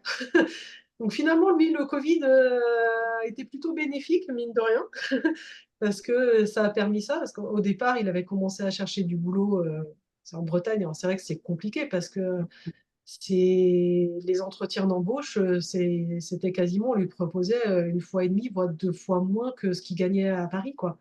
Donc, nous, notre maison, on s'est fait plaisir. Donc, en fait, on a acheté une maison. Finalement, on paye la même mensualité pour le crédit. Donc, on n'a pas changé finalement nos dépenses. Mais donc, gagner moins, Confort, c'était c'est pas ça, dans le envisageable, confort quoi. quotidien, quoi. Mais du coup, Ouais. toi, ça s'est passé comment? Parce que le déménagement, forcément, ayant une activité photo, que tu changes de coin, comment ça se passe? Est-ce que ça correspond? Compliqué, très Est-ce que compliqué. c'était en On même reprend temps que tu zéro. as eu justement l'envie de dire, tiens, la Ouais, photo, j'en ai un peu marre, c'est j'ai envie ça. un peu d'aller voir ailleurs, mais en même temps, oui, c'est vrai que le confinement, si tu faisais des mariages, ça a été un arrêt un peu brutal pour le coup. J'avais déjà arrêté le mariage, moi, quand on a D'accord. déménagé. Donc, j'étais que photographe immobilier. Ok. Donc, je m'étais vraiment spécialisée que là-dedans. Et ce qui a été compliqué, c'est surtout que tout était fermé. Donc, et puis, tu reprends à zéro. Tu déménages, moi, j'ai vraiment ressenti ça comme ça, tu reprends tout à zéro, quoi. Donc, Oui, les j'avais gens ne te quelques connaissent pas, clients ouais, c'est que ça. j'ai Ouais. gardés sur Paris et avec qui j'ai continué à travailler les premières années. Là, j'ai un peu tout arrêté parce que ras-le-bol de faire les allers-retours en vrai. Et puis, j'avais plus forcément besoin non plus, vu que j'ai développé l'activité de copywriter à côté. Mais c'est vrai qu'au départ, c'était vraiment c'est vraiment cette impression, tu te dis, tu as 17 ans de métier derrière toi, mais en fait, les gens, là, tu arrives, ils te connaissent de nulle part, t'es personne. Donc, ben voilà, et toi, tu proposes tes tarifs, pareil, parce que j'avais tous mes tarifs qui étaient adaptés à la région parisienne, et je me suis dit, bah, je ne vais pas changer, il n'y a pas de raison. Et puis là, on te fait très vite comprendre que, comment ça, tu demandes une presta. Non, mais attends, moi je demande 50 balles hein, pour. C'est comment ça, non, mais non. Donc, ouais, très compliqué, très très compliqué de se faire connaître, sachant que les agences immobilières fermées, Hmm. beaucoup de gens qui travaillaient pas. Donc, voilà. Donc, ben, tu es un peu patient et puis tu commences un peu à rencontrer du monde. Moi, j'ai intégré des réseaux aussi dans le coin, justement pour rencontrer d'autres entrepreneurs et voir un peu comment ça marchait et puis te faire connaître, quoi. Donc, j'ai développé un peu le Ouais, truc c'était comme ça. un Et nouveau départ, quoi. ouais, ah, mais complètement, complètement Ouais. nouveau départ. Et c'est tout revoir, revoir mes offres, mais même en détail, hein, pas que le prix. Enfin, c'était vraiment tout, enfin, parce qu'ils n'avaient pas forcément les mêmes besoins qu'en région parisienne. Tu travailles pas de la même façon, t'as pas les mêmes déplacements, t'as pas, enfin, c'est donc ouais, c'était tout revoir et puis tout réanalyser, voir comment les gens travaillent ici. C'est revoir le marché qui est complètement différent. Enfin, donc ouais, je reprenais tout à zéro. Donc, et c'est ça aussi, je pense, qui m'a poussé à trouver autre chose finalement, parce que quitte à tout reprendre à zéro, autant peut-être reprendre à zéro dans un nouveau métier. Ouais, c'est ça. Voilà, pourquoi pas. Donc, je pense qu'il y a eu ça qui a beaucoup joué aussi. Et du coup, vous, Manon Seb, qu'est-ce qui vous a poussé à changer de coin? Parce que de Paris à... Alors, c'est pas très loin en soi, mais c'est du coup, qu'est-ce qui vous a poussé à... Alors, c'est quand même un gros changement en fait en termes d'environnement, quoi. Parce que nous, pour le coup, on était à Paris 18e. Ah oui, ouais. Et là, on a la maison et autour des champs de tous les côtés. Donc, niveau fréquentation, disons que là, je peux sortir en pyjama, faire tout le tour du coin, personne ne le voit. Pas Donc, ça, mal. ouais, c'est quand même ouais, un sacré changement. Bah, il y Bien, a c'est beaucoup top. ce côté nature. Ouais. On aime beaucoup la nature avec Manon et on voulait un peu d'espace et de liberté. Pas un bruit constant, voilà, être plus au calme. Mm. Et puis, on n'avait plus spécialement de raison de travailler à Paris. À partir du moment où nos métiers n'étaient pas liés à Paris, Mm. Ouais. bah, on paye forcément plus cher pour avoir, du coup, être pas dans la nature. Donc, en fait, l'intérêt n'était pas Mm. Il était au plus rendez-vous, très quoi. évident, Donc, ouais. on s'est dit, ça, on va écouter ce qu'on a envie. Et là, c'est de la liberté de Et Hmm. faire ce qu'on c'est veut. vrai qu'on a eu des déclics, hein, parce que on a eu le premier confinement à Paris dans le 18e, où là, je me suis rendu compte que de toutes nos fenêtres, on avait beaucoup de fenêtres dans cet appart, mais de toutes Ouais. nos fenêtres, on voyait un seul arbre. Ouais. Et pendant le premier confinement, on a entendu les oiseaux dans le 18e, et c'était la première fois. Et je sais pas, je pense que j'ai eu un électrochoc de me dire, mais ça m'avait manqué d'entendre les oiseaux. C'est Pour vraiment... autant, on n'était pas malheureux. Le confinement, on l'a non, très bien vécu. on l'a très bien vécu, le On confinement, n'était ouais. pas en souffrance ultime, tu Ouais. vois. Donc, Le premier confinement, parce qu'après, le deuxième, c'était un peu plus folklore, parce qu'on avait commencé le déménagement, donc on a pique-niqué dans le... oui, oui. Ouais. Mais Oui, pour dire que c'était forcément. pas non plus une souffrance au point de dire il faut absolument qu'on change. On a Ouais. vraiment fait le choix de partir alors qu'on aurait pu très bien rester à Paris, quoi. Donc, Moi, j'avais ce côté où je regardais l'appart et puis je me disais, mais ça va être là vraiment, ou je vais vieillir. Bon. Mm. Et c'était, tu vois, je parlais d'enthousiasme tout à l'heure, là, l'enthousiasme, il n'était pas vraiment, quoi.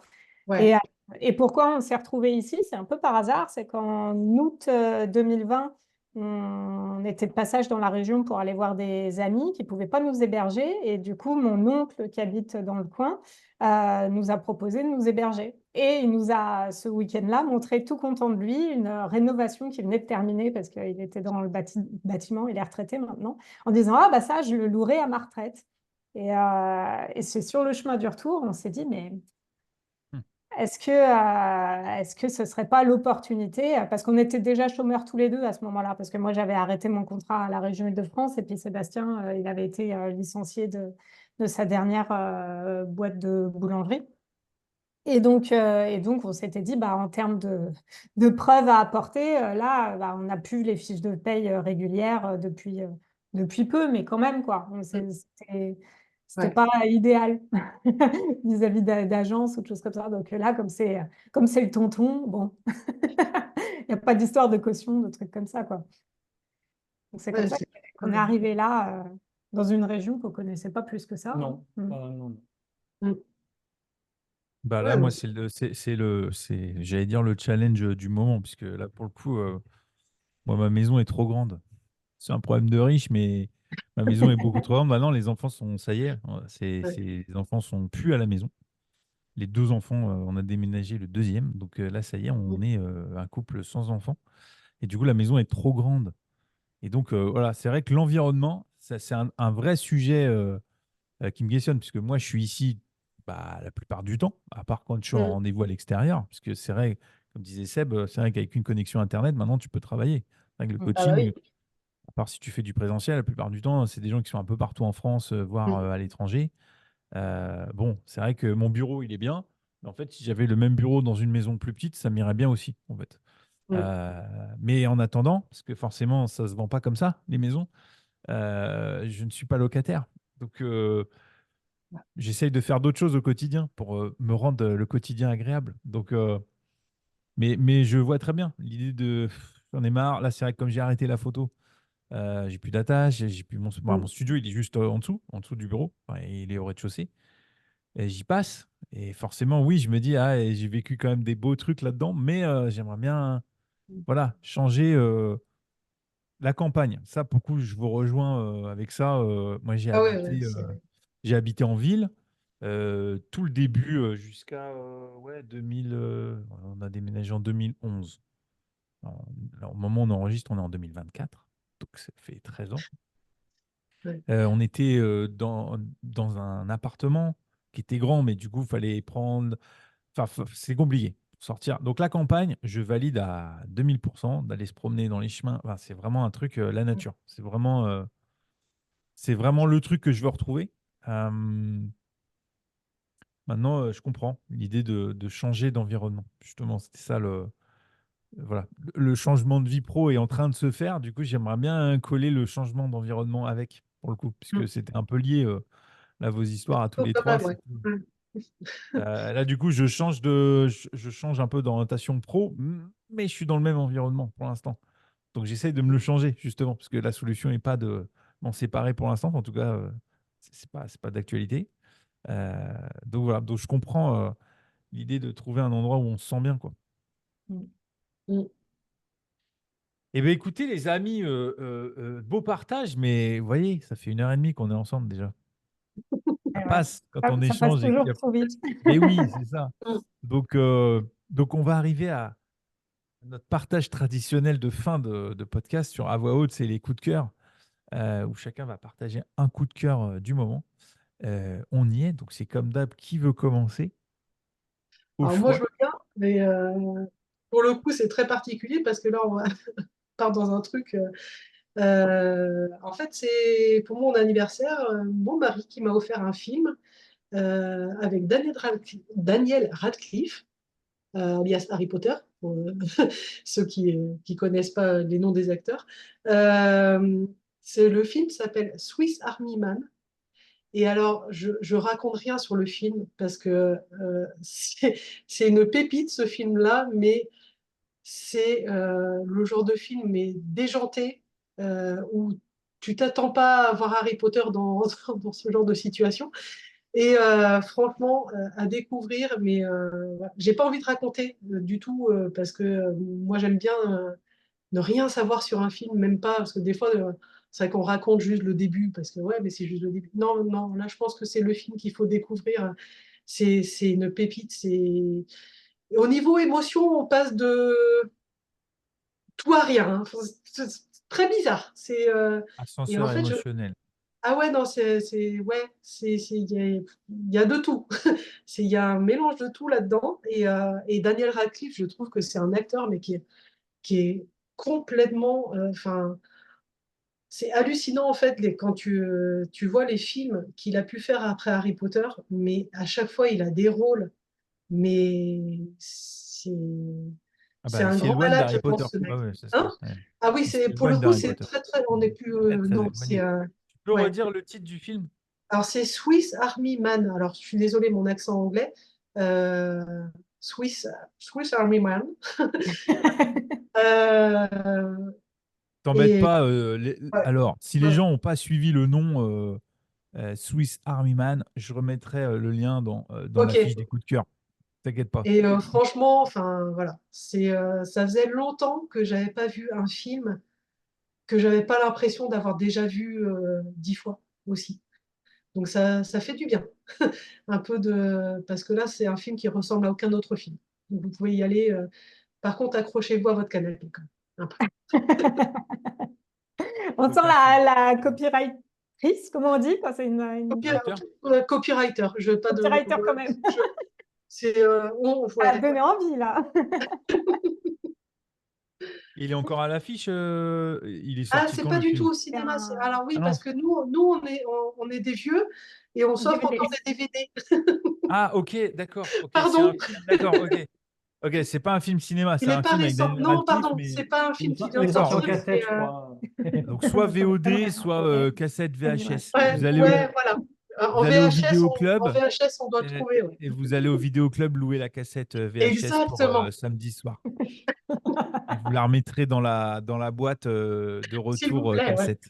Voilà, Sinon, on va payer 10 francs exactement, de caution. de caution. Non, Oui, mais cool, c'est ça. bonne rêve. La D'ailleurs, juste succession, c'est Daniel vrai, moi. Radcliffe. Daniel Radcliffe, il y a un truc à voir, parce que moi, j'ai évidemment Harry Potter, ça c'est le nom, mais sur YouTube, c'est trouvable. Il a fait un rap avec les lettres chez Jimmy Fallon. Wow. Euh, il y a un rap, c'est une chanson qui existe avec l'alphabet. Ok.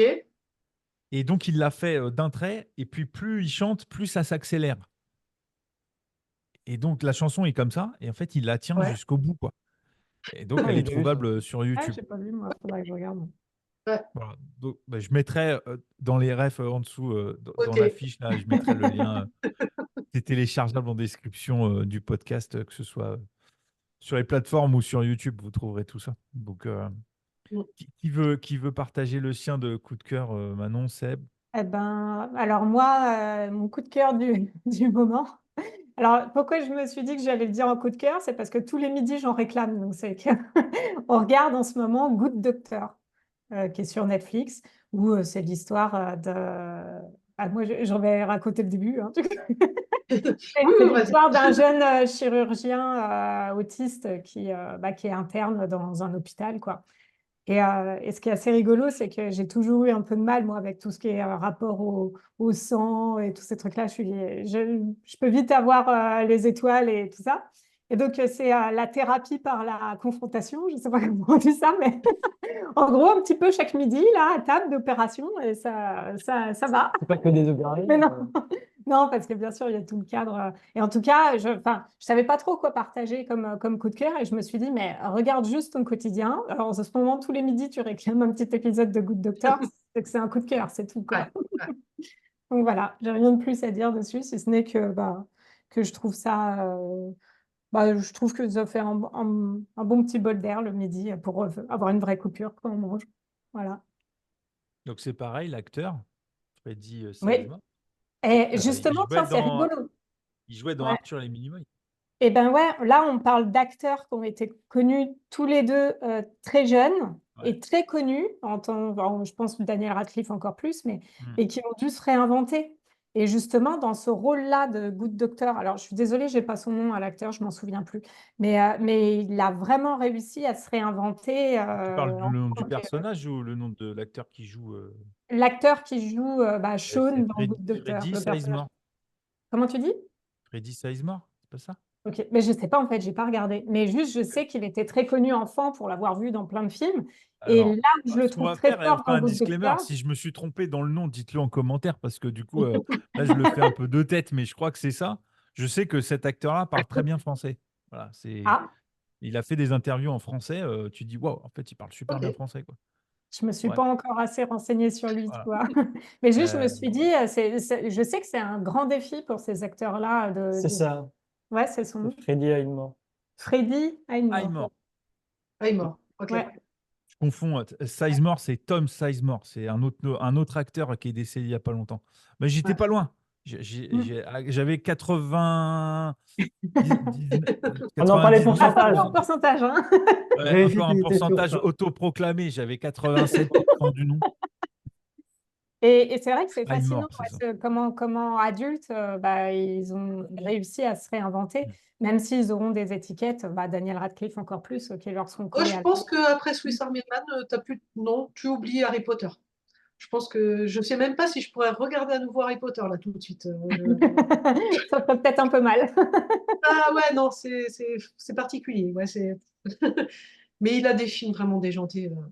Il y a un autre film alors je me souviens plus le titre du film, où en fait il se retrouve dans une situation, il se réveille, il a deux flingues accrochées aux mains. Alors, je sais plus si elles sont les flingues sont complètement soudées ou je sais plus. En fait, il peut pas les retirer et donc il se retrouve à tirer sur des gens.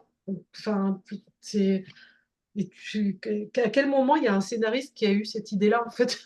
Tu te dis, enfin, à chaque fois, il se retrouve dans des films, mais complètement, mais Bah, en même temps, tu sais, il volait sur des balais. Donc, à un moment donné, ouais, je pense que, tu vois, les enfin, scénaristes, ils disent, bon, on va lui proposer ça, il n'y a plus de limite, quoi. Tu vois. c'est Et moi, ça. je pense que ça a été vraiment son souhait, justement, d'aller casser au Oui, maximum exactement. Ouais, avec. ouais, Sortir de ce je rôle-là, pense qu'à de un moment, l'étiquette, ouais. ouais, Mm, ouais. Soit Mm. de jouer des rôles de méchants, soit Mm. des mm. trucs complètement fous comme ça. Ouais. Ah bah, ça te Bah, sort cool. Donc, complètement pour toi, c'est Good Doctor. Donc, Voilà. Seb, Bah oui, et moi. Moi, je vais partager un jeu vidéo qui est sur plusieurs plateformes. Il me semble qu'il y a sur PC et sur PlayStation, qui est sorti il y a quand même maintenant quelques années, je dirais, au moins 5 ans, je pense. C'est Red Dead Redemption 2, ceux qui connaissent peut-être. C'est un jeu où on incarne un personnage à la période un peu western, etc.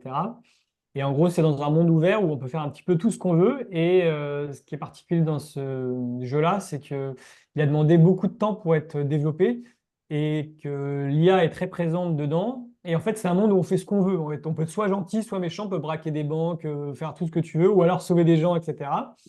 Et en fait, il y a eu, par exemple, si je dis pas de bêtises, 10 000 heures de motion capture. C'est-à-dire qu'en gros, comme pour les films, où ils mettent des capteurs sur les gens, ils les font Ouais. courir, parler, marcher, etc. Pour que dans le jeu, tout soit réaliste et que tu as vraiment l'impression que ça se passe en vrai. Et du coup, c'est hyper bien fait. Et il y a plein de scénarios qui apparaissent au hasard. Et tu as vraiment l'impression d'être dans une vie qui pourrait être réelle, quoi. Et du coup, c'est un jeu qui est hyper intéressant, qui est vachement grand, la carte est grande et tout, donc on peut vraiment faire ce qu'on veut, se balader, aller chasser, faire ce que tu veux. Et il y a des missions et tout, bien sûr. C'est scénarisé en partie. Et c'est un jeu que je fais en ce moment, qui me plaît beaucoup. Et On a qui connecte, ressorti la PS4. qui est plutôt bien fait visuellement en plus. Mm. Et voilà, le fait de pouvoir faire ce que tu veux, c'est assez intéressant. Ça me fait un peu penser à, pour ceux qui connaissent la série Westworld, voilà, tu peux vraiment te balader et tout. Et donc, ouais.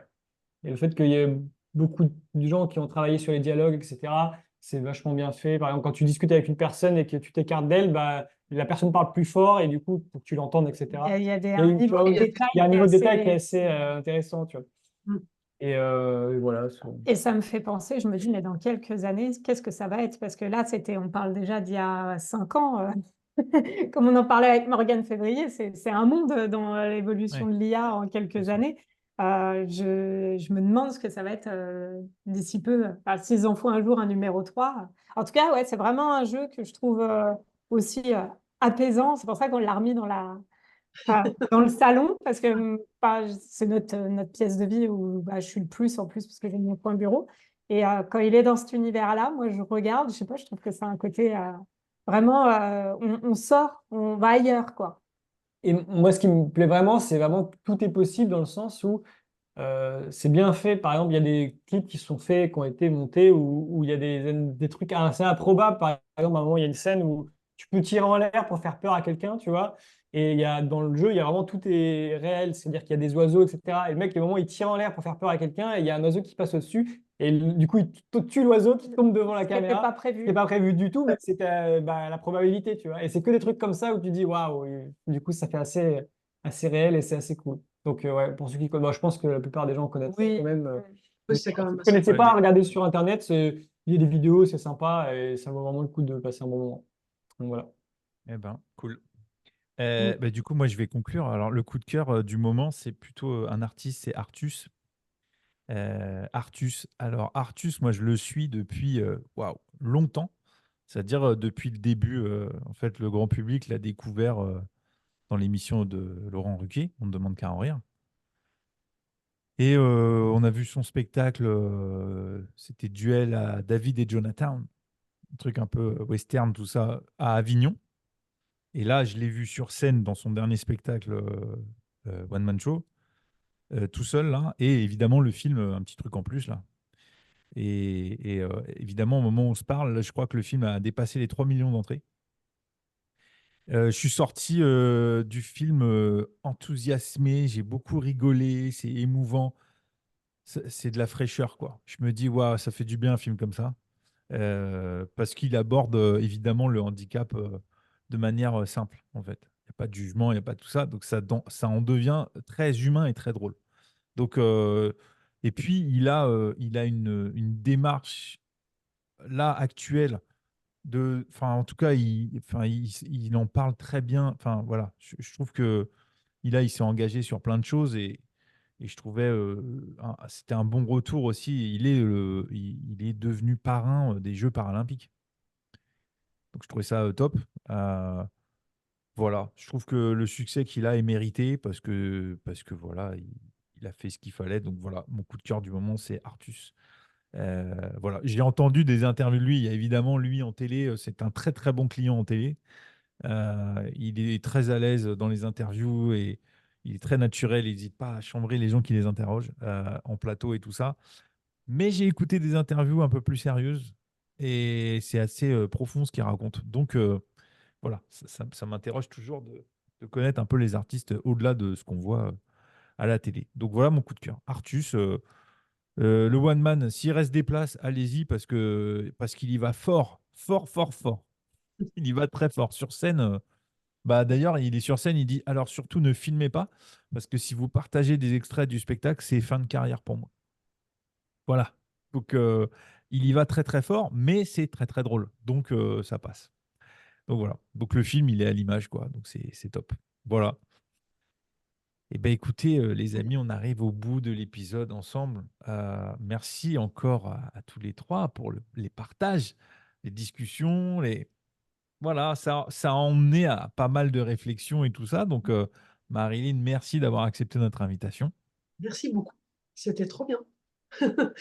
Mm. Ah, Et je suis puis, très bah, Manon contente. et Seb, content d'avoir encore partagé ça avec vous, hein. Donc, Ouais. on Mm. poursuit notre aventure d'épisode en épisode et en Toujours un dehors, plaisir. évidemment. Ouais, ça a été un plaisir aujourd'hui de te rencontrer, Marilyn, et puis pour tous nos Un plaisir échanges que partagé. j'ai trouvé encore très fournis. Donc, ouais, c'était super. Mm. Merci beaucoup, mais merci à vous. Mais ouais, c'était ravi de vous avoir rencontré aussi, du coup. Et ouais, non, c'est chouette. Très chouette. Un beau moment. Et bien, comme d'habitude, l'épisode est retrouvable sur YouTube, sur les plateformes d'écoute.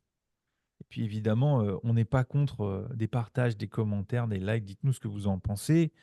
Si on s'est Montrer que trompé vous dans êtes des là. choses, si vous n'êtes pas d'accord sur les choses, n'hésitez pas à commenter parce que ça pousse le podcast. Donc, on est pour avoir plus qu'un fidèle, du coup.